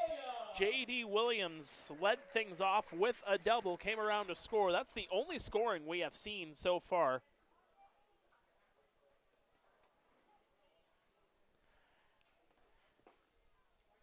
As that one goes across for a strike. Connor Irvine remains in here for the Brantford Red Sox. Delivers. Smacked off the glove of Irvine. Bateman fields it over to first in time to record the outs.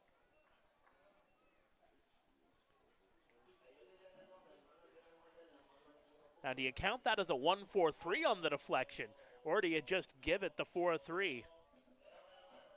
Either way, one retired here in the home half of the sixth. Blake Simpson up to bat here. As we've talked about before, the Guelph Royals are in Welland tomorrow afternoon. That is going to be a 1:05 first pitch at Welland Stadium. Then they'll be off for 6 days. Won't see action again. There's a swing and a strike here on Simpson. After tomorrow, the Royals will be off until Saturday. It'll be an evening game under the lights next Saturday night. So keep that in mind. It's a 7:30 first pitch here at Hastings Stadium next Saturday when the Brantford Red Sox come back to town for a rematch between these two sides.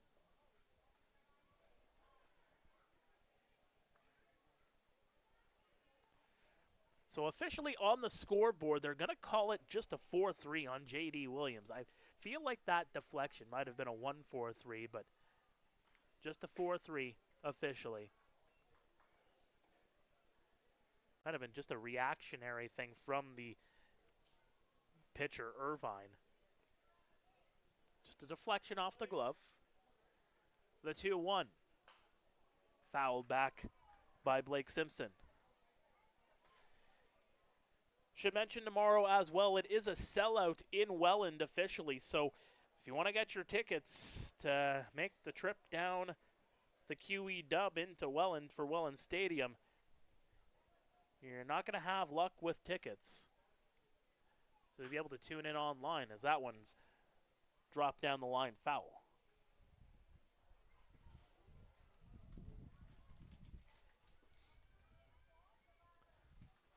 2-2 count here on Simpson. He is 0 for 1, walked back in the third. Irvine still just the one hit given up. Put up high into center field. Paulos gets underneath it. He'll make the catch.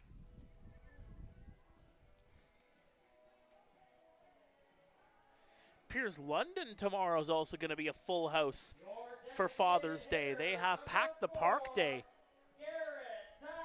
at Labatt Park in London. It is Father's Day weekend after all, so all the dads getting out. Expecting 5,200 plus in London tomorrow afternoon. Garrett Takamatsu, first pitch he sees, puts that one down, and diving to make the catch is Matt Torrezan. Irvine has retired his last 10 batters. We are through 6 here at Hastings Stadium in Guelph. It's 2-1 Brantford as we get a look at the base path as the kids run the bases here at Hastings Stadium. We're going to take a break upstairs and just give you the visuals on the field here at Hastings.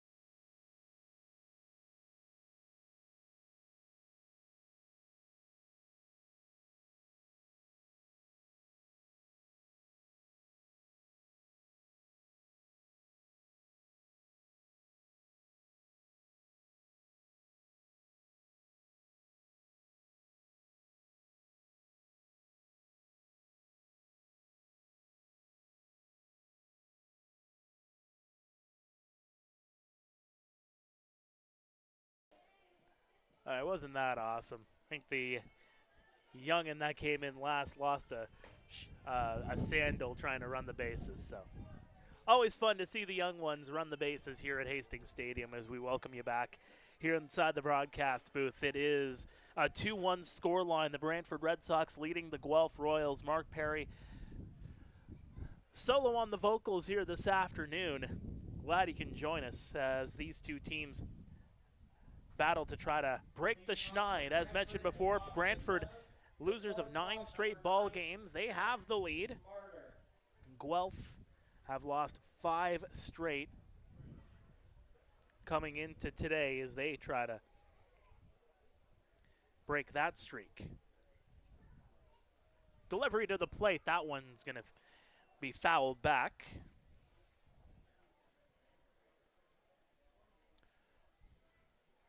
An 0-1 count here for Max Schmarter. Walked and scored back in the third. Flew out to center field back in the 5th. Number of transactions through the Intercounty Baseball League over the last 48 hours or so, too. We'll get to that in just a moment. It's around that time of year, folks, where there's been transactions for everybody. As that's a flare over the head of Wilson, but it's a foul ball.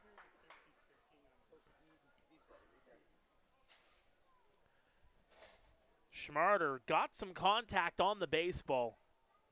Tried to flare it.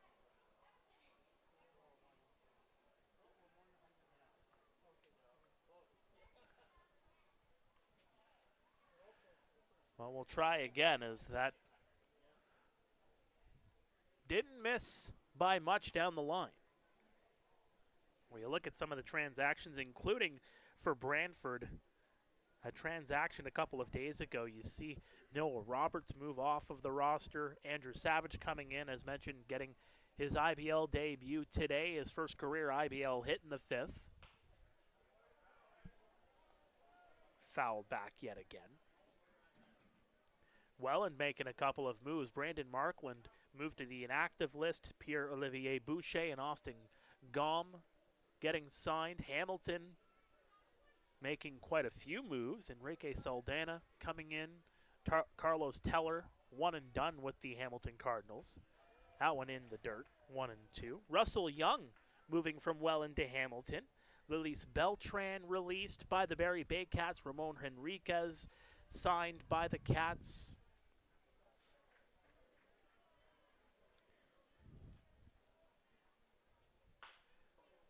Smacked through the hole and into left field it goes. Schmarter will get on with a base hit to lead things off here in the 7th.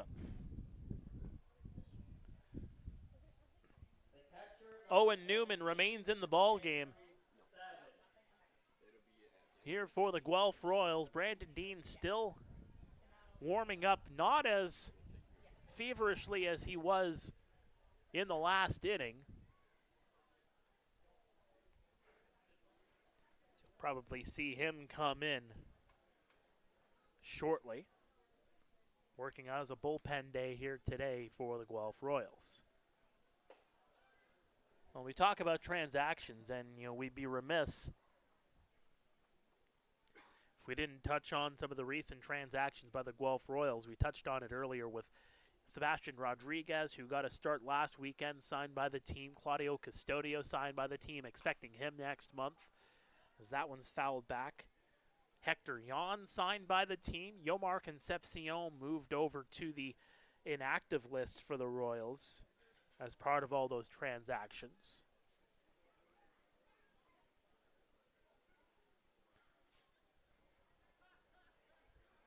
And Connor Lewis signed by the Maple Leafs. Chris Nagorski moved to the inactive list for Toronto. That one gets over and into left field it goes. Back-to-back singles here for the Brantford Red Sox. On a day that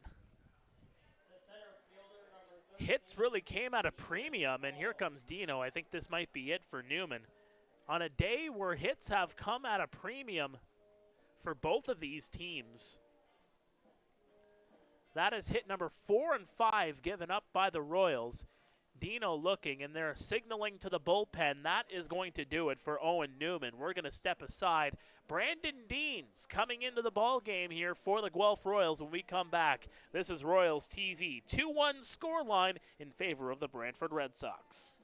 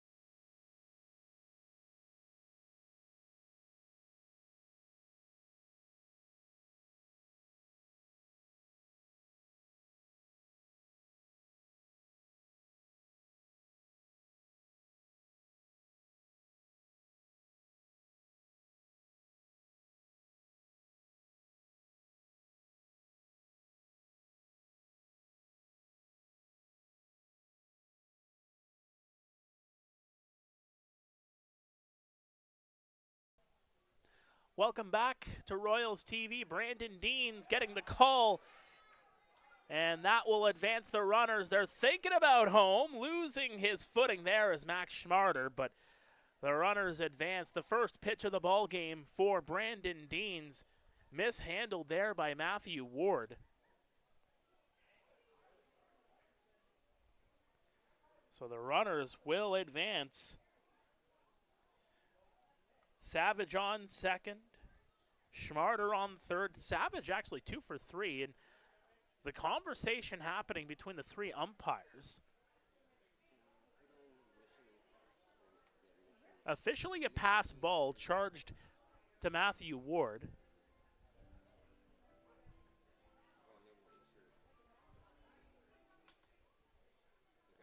I think that was just checking in on the home plate umpire, Don Michelle. Might have taken some dirt in the eyes, or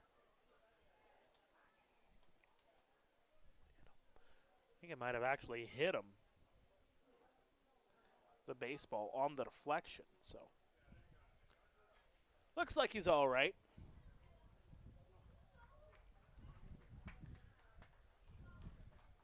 So runners on second and third. Dean's coming in, his 5th appearance of the season. His ERA well into the double digits. That one's well outside.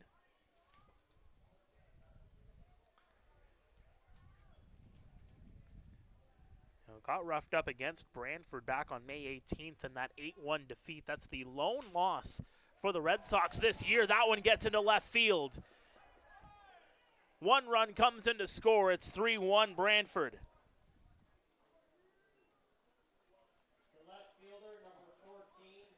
Back-to-back-to-back singles for the Red Sox here in the 7th, as they start to move everybody around the base path.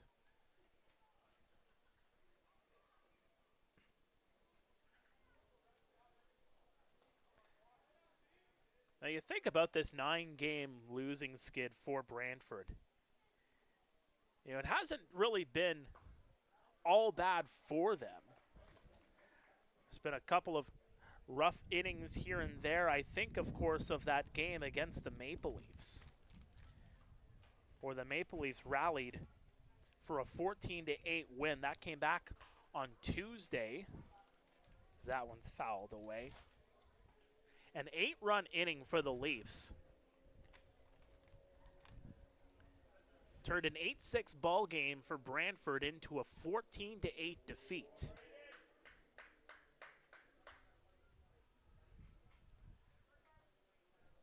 Here comes the 0-2.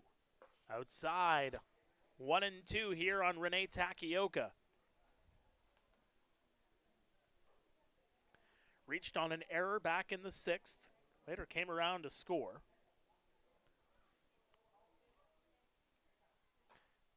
Officially 1 for 3. So that one's fouled back.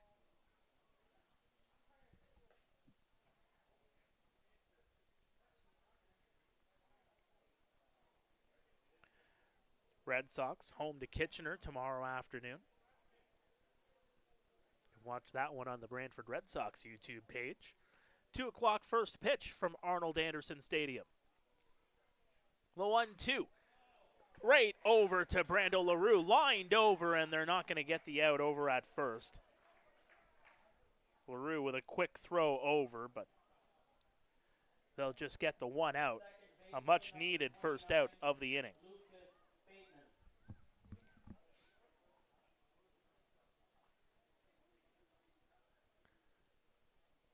That sets up Lucas Bateman. 3 hits for the Red Sox in this inning as they double their hit output on the ball game. Oh, they almost catch him over. They're going to get down at the line and out. Ward hesitated there for a moment. It looked like for a moment froze Paulos. And Paulo slides into first base. Liam Wilson applies the tag, and they'll get the second out.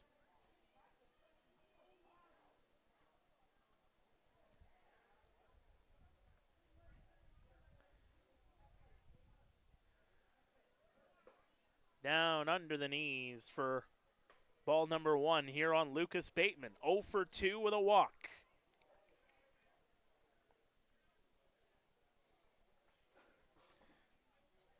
The Brantford Red Sox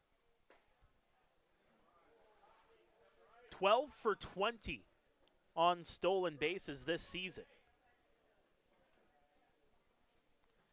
They were thinking about moving a guy over to second, but quick thinking there by the catcher Ward with Paulos a little bit too far away from first base. Was thinking about the second, going over to second, but the hesitation to throw over to first and just could not get back in time as that one's fouled back.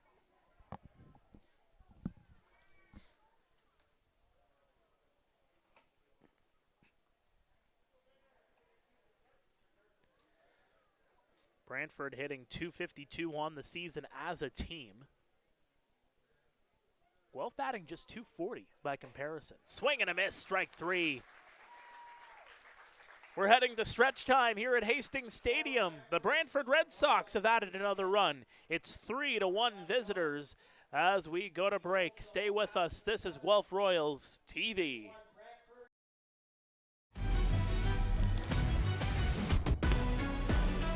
Heard you looking for a hero. Well, look up.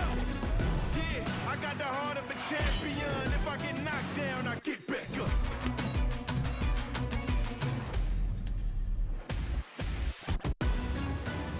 I got the heart of a champion. If I get knocked down, I get back up. Hard line drive up the middle. Whoa! Lindor out of nowhere. How did he do that? That Lindor can play. I don't know about that hair. And don't get me started on those gloves. I don't know. I kind of like it. It's time for a revolution. The Ref 1X by Rollins.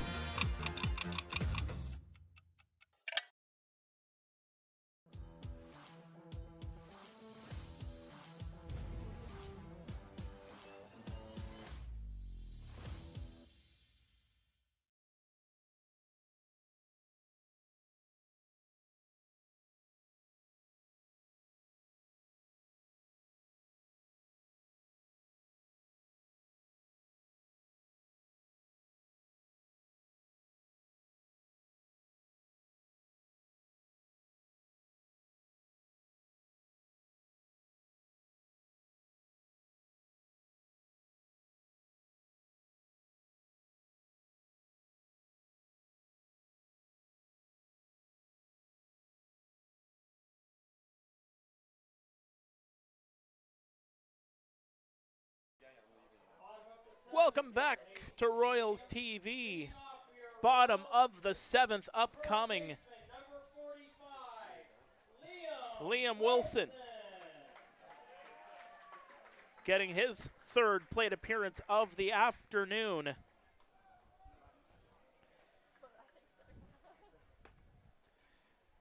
Oh for 2 on the day. Smacked high. Playable in the infield. Bateman, or rather Burdett's going to get underneath it just in foul territory to make the catch. Connor Irvine has been El Fuego today, folks. Has given up just the 1 hit. He's into his 7th inning of work. He has been the story here today as he has really shut down the bats here for the Guelph Royals. The Royals haven't had a base runner since the 3rd inning.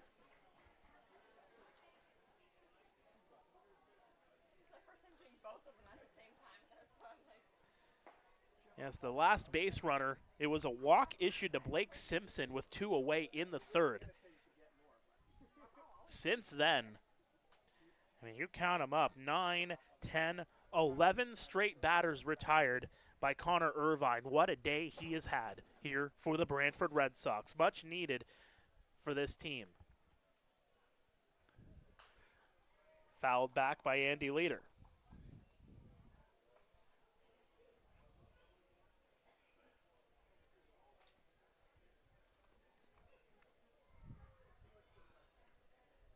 1 ball, 2 strikes here on Andy. Down into the dirt.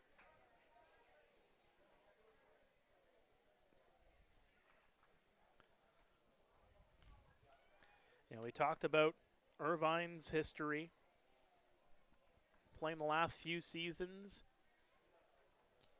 in Division II ball. They've found himself quite the gem, the Brantford Red Sox have.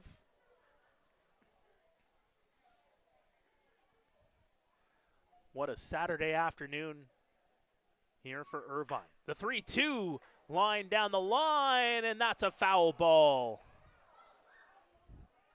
And Leader's got to go right back over as he was all the way over to second base. He got a whole lot of it. If that stays fair, that's a double easily.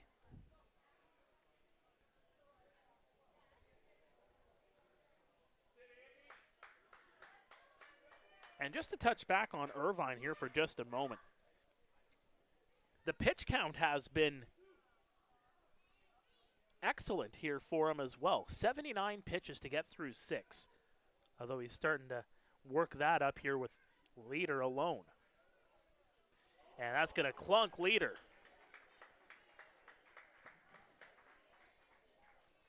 First hit by pitch of the afternoon for either side. Your catcher, number 10. And for the first time since the 3rd inning, the Guelph Royals have themselves a base runner.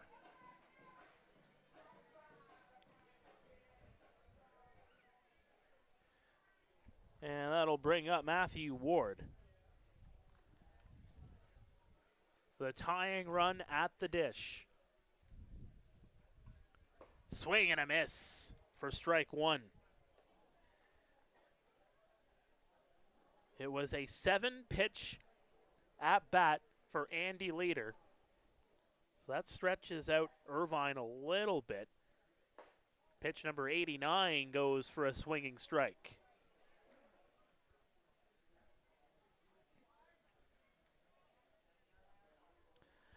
Ward retired on swinging strikeouts both times he's been at the dish today. Irvine delivers, and that one's put out of play.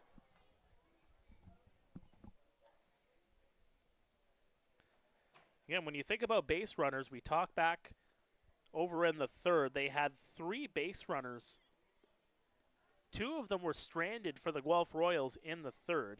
The only other one was JD on that hit in the 1st. Came around to score on the sac fly from Garrett Takamatsu, their lone run of the game. Since then, it's been all Irvine, although he's starting to get into a bit of trouble here. Can he work out of it with a base runner on? The 1-2, swing and a miss.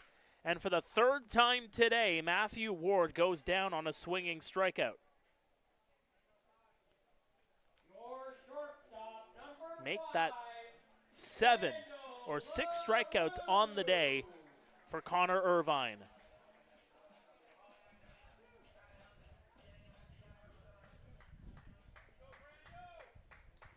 So set things up for Brando LaRue.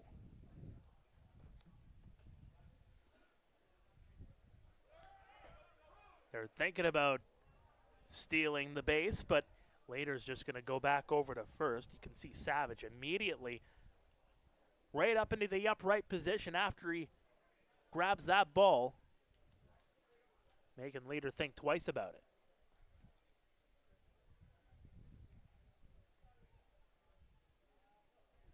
Throw back over to first. Not in time. Should mention for Leader,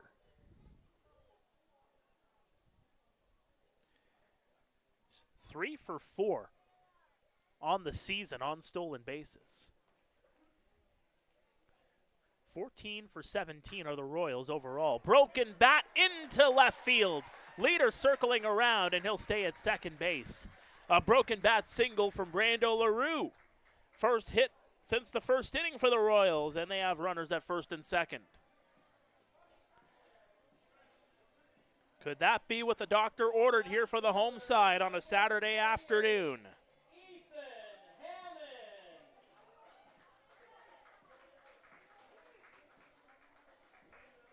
Ethan Hammond reached on an error to lead off the third inning.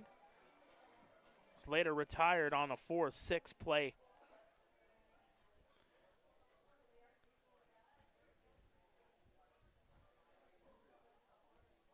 Also flew out to left field his last time up. Right across for a strike.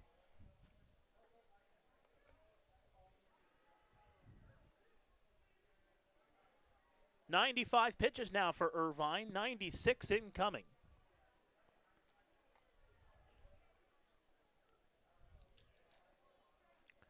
The 0-1, swing and a miss. Good job by Savage to keep the ball in front of him.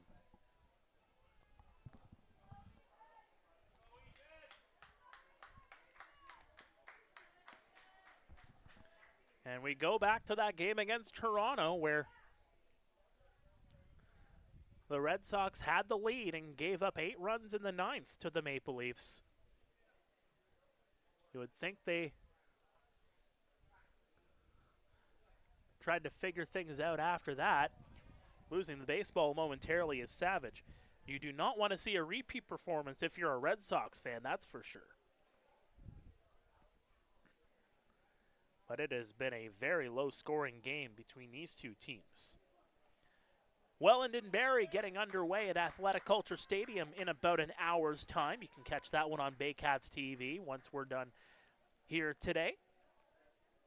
They've really spread out the schedule. Shout out to the schedule makers in the IBL making this a great Saturday afternoon of baseball. You finish one, swing and getting a piece of it there was Ethan Hammond. You finish one baseball game, you go to the next, and then once that baseball game is done, you go right to the next. 4 hours apart between the 1 o'clock and the 4 o'clock game, 3 hours apart, 4 o'clock and 7 o'clock. And if Welland Barrie bleeds into the 7 o'clock hour, just double screen it, folks. Whole lot of baseball. The 1-2. Put up high, right center field, all the way back and making the run, making the catch there is Ethan Paulos, and that will retire the side. Pare base runners stranded for the Guelph Royals. It remains 3-1 Brantford as we head to the 8th. Stay with us. This is Royals TV.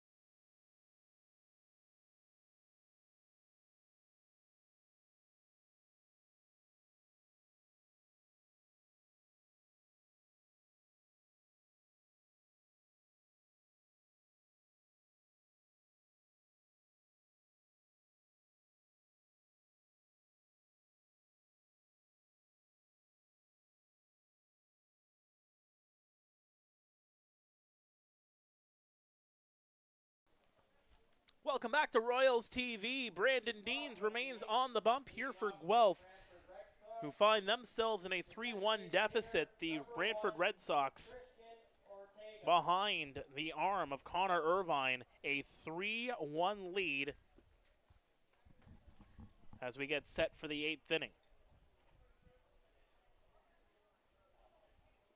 Runs coming across in each of the 6th and the 7th inning for the Brantford Red Sox.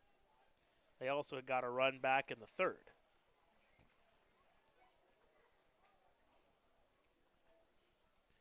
Christian Ortega puts that one into left field. A base hit.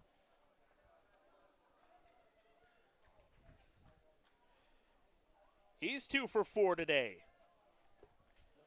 The bat's starting to light up a little bit more as this game has gone along for the Brantford Red Sox. And really it has started as they have gone through the third time around the order. First 2 times around the order, just the 2 hits, just the 1 run, but really starting to figure out the Guelph Royals their third time around.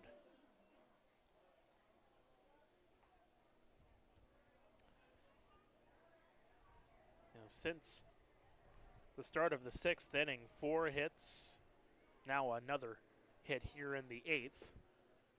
That one goes downstairs. Pair of runs. An error charge to the Guelph Royals at that as well.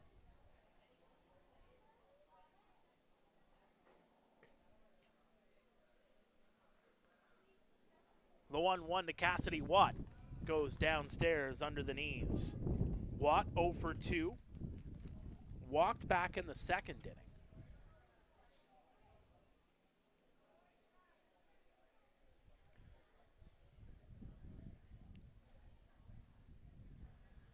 The 2-1, missing inside. Watt signed back on March 19th.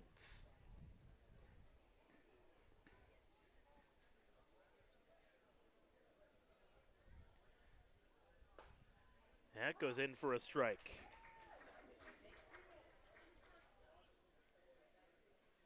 "23 years of age. So another part of this youth-filled lineup here for the Brantford Red Sox. That's the joys of playing on a ball field right in behind other playing areas here at Exhibition Park near downtown Guelph. Looks like a baseball from one of the other games happening in behind the field got onto the field of play as that one is put into right field by Cassidy Watt. His first hit of the game, and they almost get Christian Ortega over at second base, but he's got to slide back in safely. First baseman, number 25, Nick Burdett. So just like the 7th, back-to-back singles to lead off the 8th for the Brantford Red Sox, and they have runners on first and second. Again, have really figured things out going through for their third time up. And now for the 4th time up is Nick Burdett, who has yet to get a hit.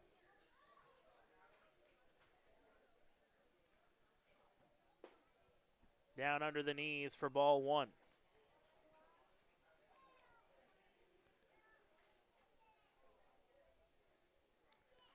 So Ortega and Watt both getting on base. Burdett smacks that one over, fielded by Simpson over to first. In time, they'll get Burdett, but that moves the runners over to second and third, respectively. Good play there by Simpson. Diving down, putting his body on the line. The right fielder, number 27, Matt Torreson.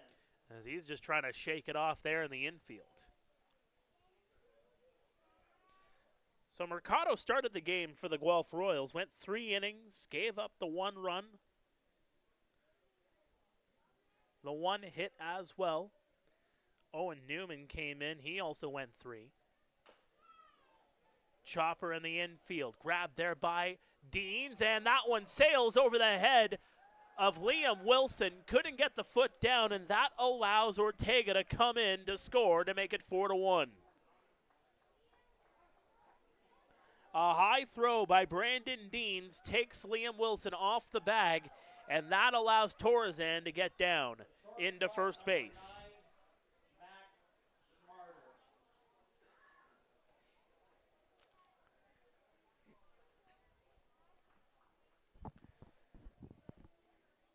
Torresan reaches. I'd imagine that's going to be a throwing error charged on the pitcher.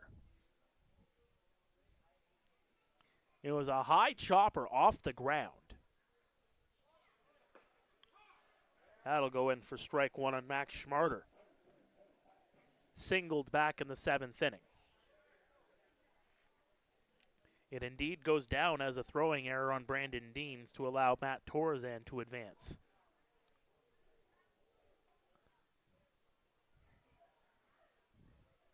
Checking over at second.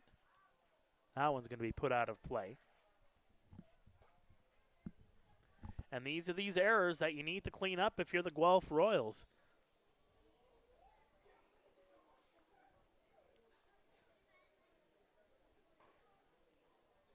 Had a few of them here today. In fact, that'll be the third one charged on the Royals this afternoon. Last one came in the 6th. That allowed Takioka to advance to first. He came around to score in the 6th. Swing and a miss. Got him.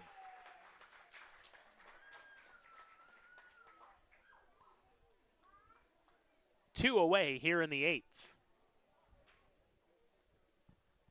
The catcher, number 17, Andrew Savage. And a guy that's been red hot here today in his IBL debut, Andrew Savage.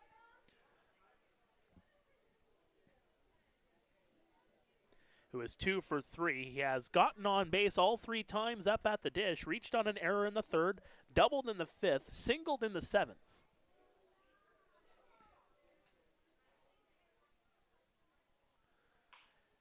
First pitch he sees, flares that one into right center. Runner comes around. Cassidy Watt comes in to score to make it 5-1. An RBI for Andrew Savage. And that's his first career Intercounty Baseball League RBI to make it 5-1. Have yourself a day, Andrew Savage. The center fielder, number 13, Ethan Paulos.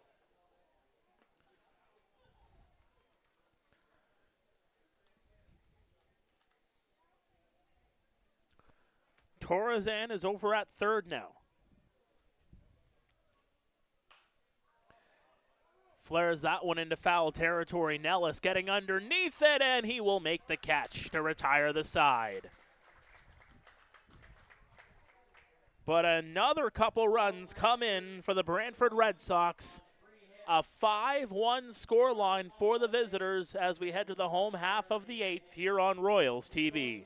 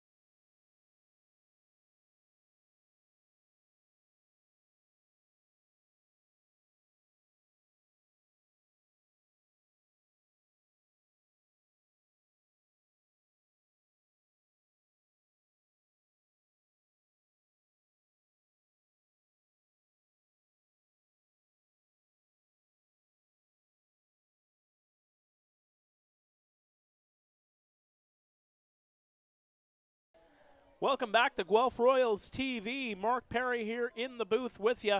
Carson Burns pinch hitting here for Mark Nellis. And that'll go in for a strike. New pitcher coming into the ball game as they turn it to Pedro De Los Santos.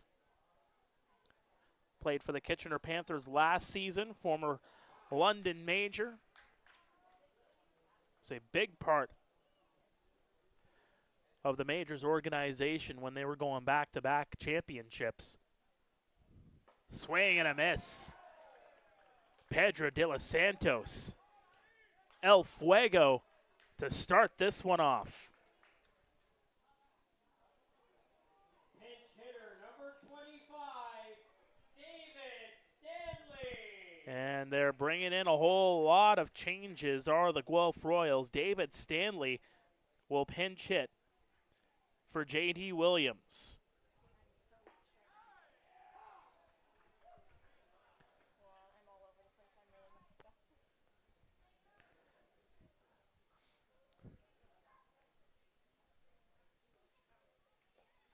Down under into the dirt.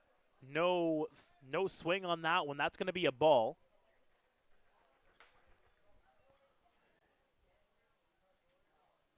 And it's a 1-1 count here with one away.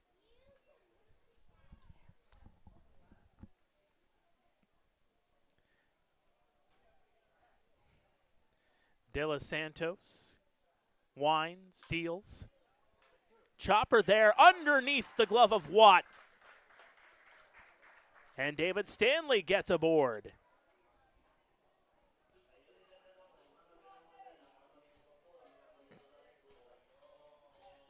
Your second baseman, number 3, Blake Simpson Simpson. will come in here now.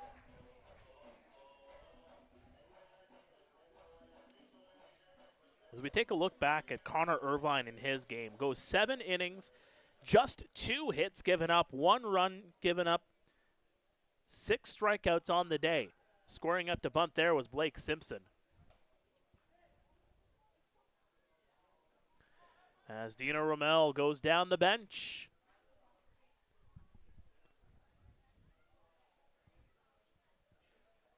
De Los Santos, the 1-0.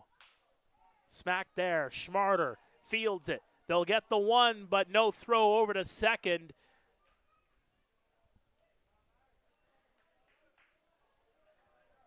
And aboard is Blake Simpson on the fielder's choice. Designated hitter, number 4, Garrett And I think right there, that's just a good play by David Stanley on the base path. The way he slid in just took away that throwing ability. And a good job by Simpson to just get down the line. Garrett Takamatsu takes strike 1. Tak has an RBI today. It was that sac fly bringing in J.D. Williams to start off this game. That'll go into foul territory. Since then, though, Tak has gone 0 for. Ground out in the 3rd, flew out in the 6th. De Los Santos with the 0-2. Swing, and he got a piece of it, but it goes into the glove. Foul tip strikeout to retire the side. Pedro De Los Santos gets through it. It is still 5-1 as we head to the 9th. The Brantford Red Sox 5, the Guelph Royals 1. Stay with us. This is Royals TV.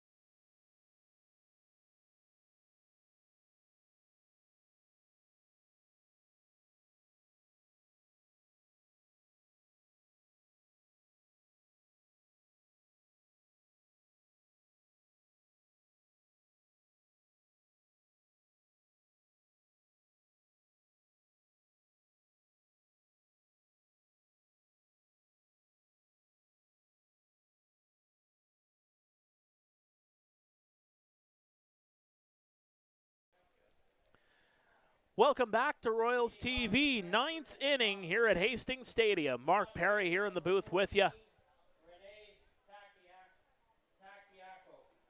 Rene Takioka is the batter here for the Brantford Red Sox. Heart of the order due up. A 5-1 lead. Squaring up to bunt, drops it down, but it's going to go foul. Pedro de los Santos just needing 11 pitches to get out of the inning for the Brantford Red Sox.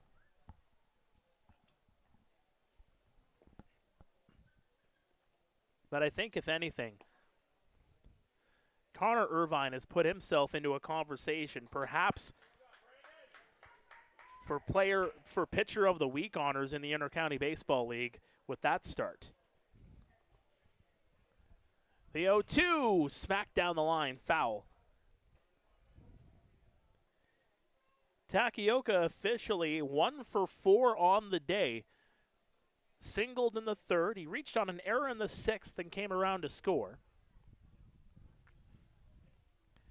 Brantford, as you saw in that score box, that box score, 9 hits on the afternoon. 6 of those 9 hits coming in the last 2 innings alone. Smacked foul. It's still Brandon Deans. Third pitcher of the game for the Guelph Royals here today. The 1-2. Another one fouled back. That one hitting the grandstands with authority.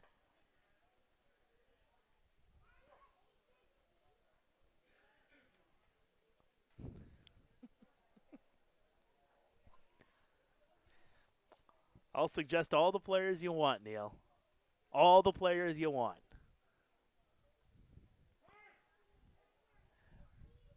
I don't want to have too much say. I'm only one man. A 1-2 counts here on Takioka. The delivery. Broke that bat, but diving play over to first, not in time.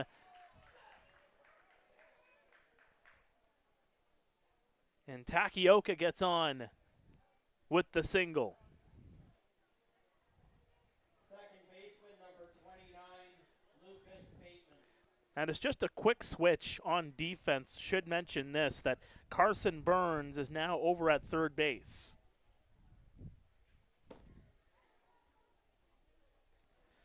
Good piece of hitting there from Takioka. 4 balls fouled off. Officially goes in the book as a single. And that's going to hit Lucas Bateman. Gets away from him. That'll advance Takioka over to second. Nobody warming up in the pen for the Royals, and imagine they're just going to let Deans ride it out here in the 9th. Although I'd imagine that if the Royals make a game of it in the bottom of the 9th, you'll probably see a bit of action out there. So Bateman on first, Takioka on second. Liam Wilson, Andy Leader, Matthew Ward due up in the bottom of the 9th, by the way, for the Guelph Royals.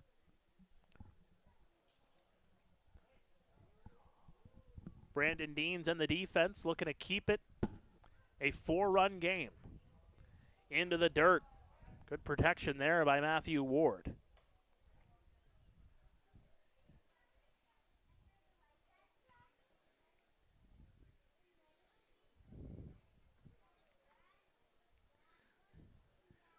Ortega singled his last 2 times up. Puts that one high and out of play.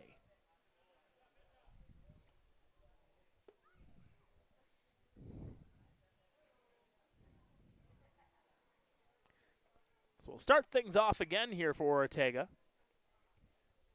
who has an RBI on the day.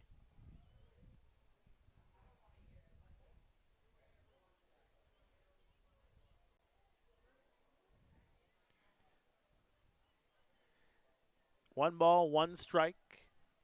The delivery. downstairs and away.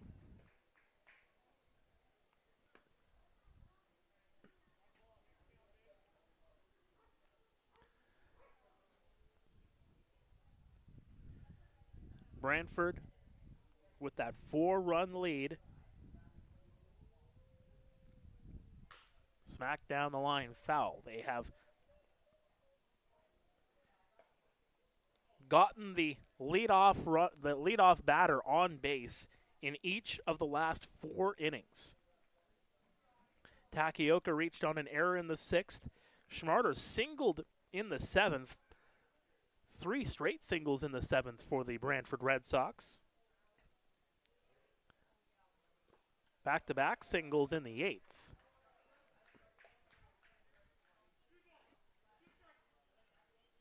Full count here on Ortega.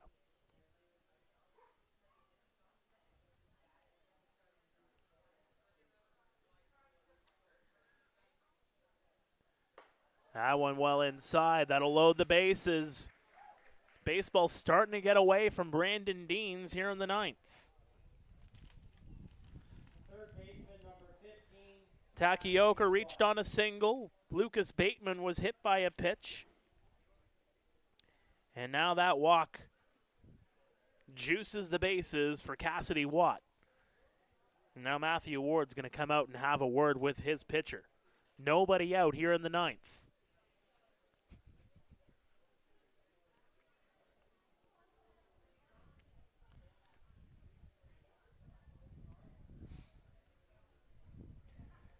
And we have a pinch runner on for Ortega. We'll get a number for you in just a moment, folks.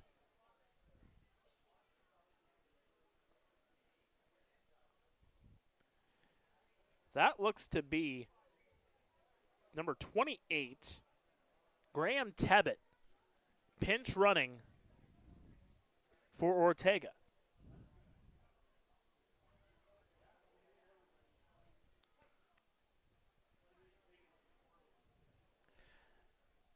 That conversation is over.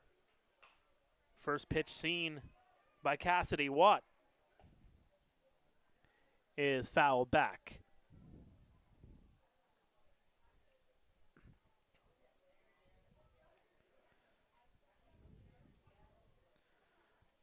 Watt singled his last time up. The 0-1. Swing and a miss.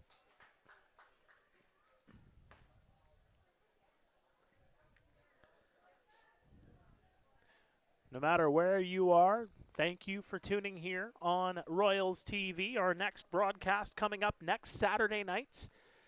These two teams will meet again at 7:30 here at David E. Hastings Stadium. Grab there, throw to home. They'll tag the plate over to first in time. They turn the double play and take away a run. It remains 5-1. Good heads-up play. As that conversation pays dividends for the Guelph Royals.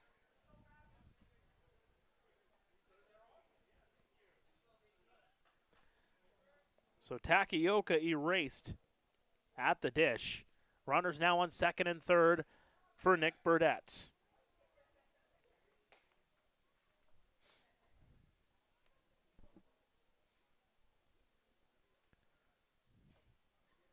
It's a 1-0 count. Burdett 0 for 4.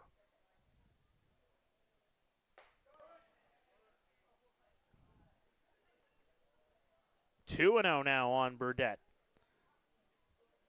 So it was a 6-2-3 double play.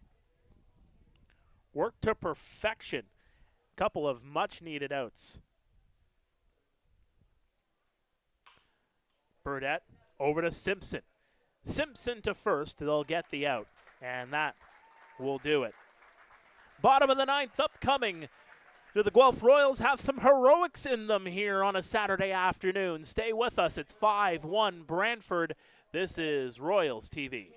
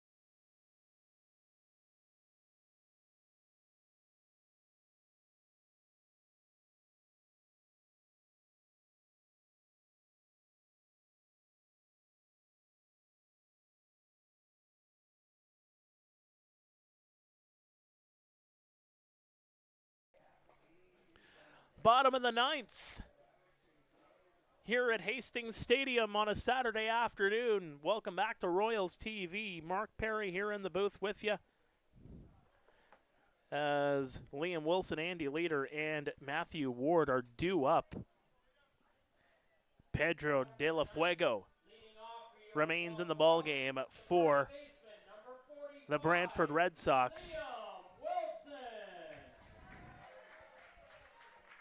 They had some work to do, folks. The Royals down by 4. The Brantford Red Sox, they got out of this inning. That 9-game losing skid is a thing of the past.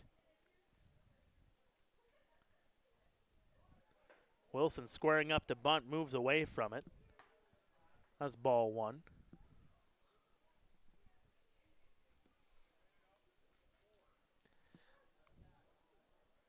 Wilson 0 for on the day, 0 for 3 overall. That one's well inside, gets away from it.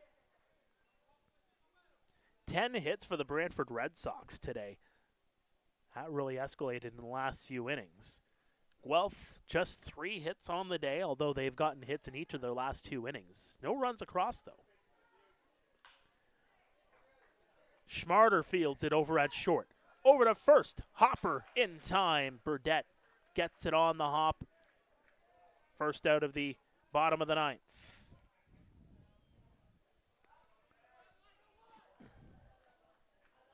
The Royals offense having some trouble here today. Connor Irvine with a heck of an afternoon.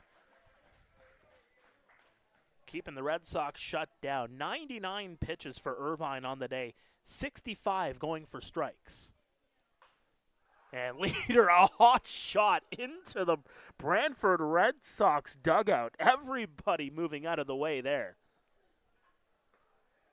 That was heading for something. About 2 Red Sox players just jumping out of the way. Quite the agility. They weren't expecting that one. Leader fouls that one off. Oh, my. That's why you got to keep your head up, folks.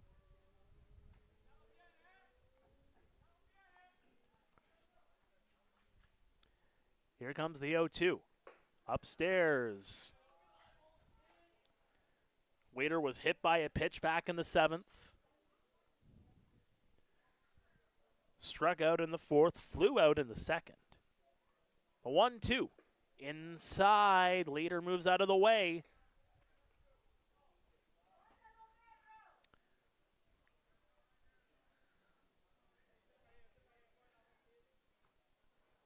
Both of these 2 teams in action tomorrow afternoon. The 2-2. Right off the glove.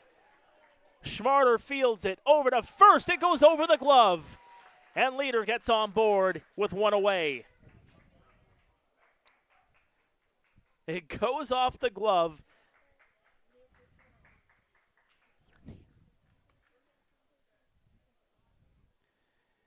Mid-chase for Guelph, number 13, Andrew Fenwick. So Andrew Fenwick will come in here to pinch hit for Matthew Ward in the 9th.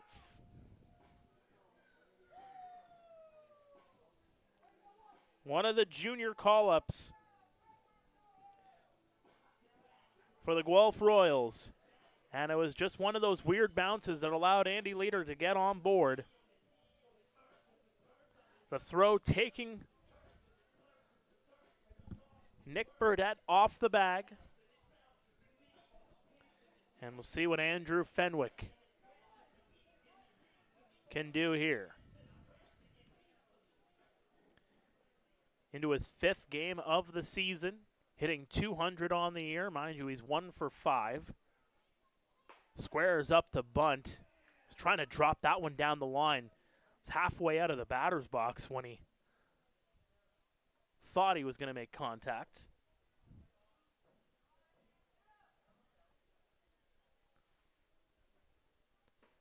Holds off, strike 2.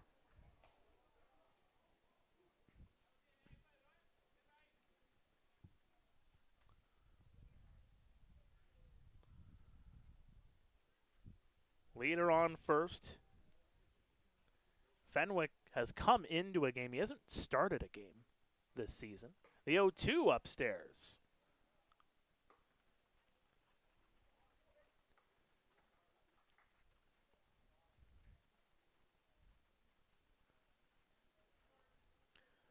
Part of that movement with the Mississauga Tigers program.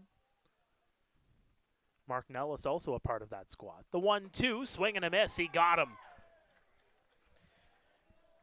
The Guelph Royals are down to their final strike here in the ninth. Your shortstop, number 5, Randall LaRue. That is 9 strikeouts on the day for the pitching staff of the Brantford Red Sox. Looking for out number 27 to finish it off. That one into the glove of Nick Burdett, and that's the ball game. A hot shot right to the veteran, and the 9-game losing skid is a thing of the past. The Brantford Red Sox defeat the Guelph Royals for their second win of the season. The final score, 5-1 here at Hastings Stadium. The Brantford Red Sox defeat the Guelph Royals for the second time this season. As we look back at the game here, we're going to take a quick 30-second commercial sponsored by our friends at Rawlings, and then we'll come back and recap the game after this. Don't go anywhere. Postgame is up next here on Royals TV.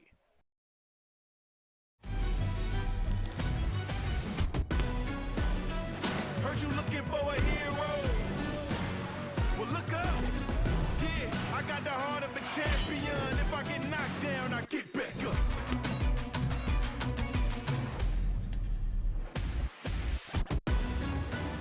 I got the heart of a champion. If I get knocked down, I get back up. Welcome back to Royals TV. Again, you see it there. The box score 5-1 the final. The Red Sox getting 10 hits to the Royals 4. That 4th hit coming off the bat of Andy Leader in the 9th. They just could not get things rolling, though. Brando LaRue puts one right into the glove of Nick Burdett, a hot shot over to first to end the ball game. It looked good for the Guelph Royals to start things off. J.D. Williams doubled to lead things off in the bottom of the first. He came around to score on a sac fly, but unfortunately for the Royals on this day, the only run they can muster.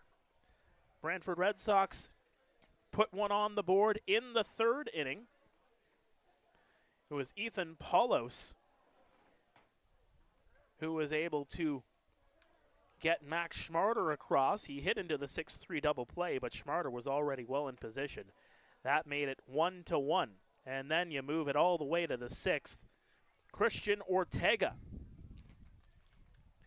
gets Rene Takioka to come in on the RBI single. That made it 2-1. That's all really the Brantford Red Sox needed on this day, but it continued to go around the horn. Ethan Paulos gets Max Schmarter in the 7th, and then in the 8th, Matthew Torrezan reaches and gets a runner to come across. Andrew Savage with his first career IBL RBI in the 8th. That made it 5-1. Andrew Savage, definitely your player of the game for the Brantford Red Sox in the 9-hole. 3 for 4 in his first career IBL game.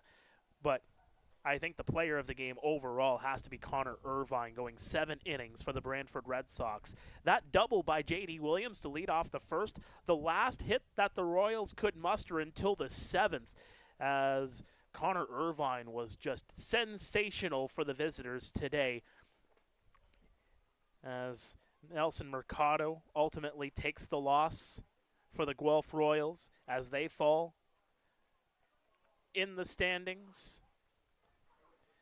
Their 6th loss in a row puts them at 4-8 on the season. The Brantford Red Sox improve to 2-11. Both of these two teams, as mentioned before, they will be in action tomorrow. Guelph will be in Welland for a 1:05 first pitch. the Brantford Red Sox look to keep things rolling as they host the Kitchener Panthers at 2 o'clock. Next broadcast here from Hastings Stadium, 7 days from today. These two teams will meet again, but the sun will pretty much almost be set by that time. Instead of the 1 o'clock starts, it'll be 7:30 starts. Seems like that's going to be the norm through the rest of these Saturday games here at Hastings Stadium for the rest of the season. So again, our final score here today, 5-1. The Brantford Red Sox win it over the Guelph Royals. And the next time we're at this ballpark, 7:30 first pitch next Saturday when these two teams face off again. For everybody putting us on the air here on Royals TV, my name is Mark Pare, saying so long, and we'll see you here next Saturday.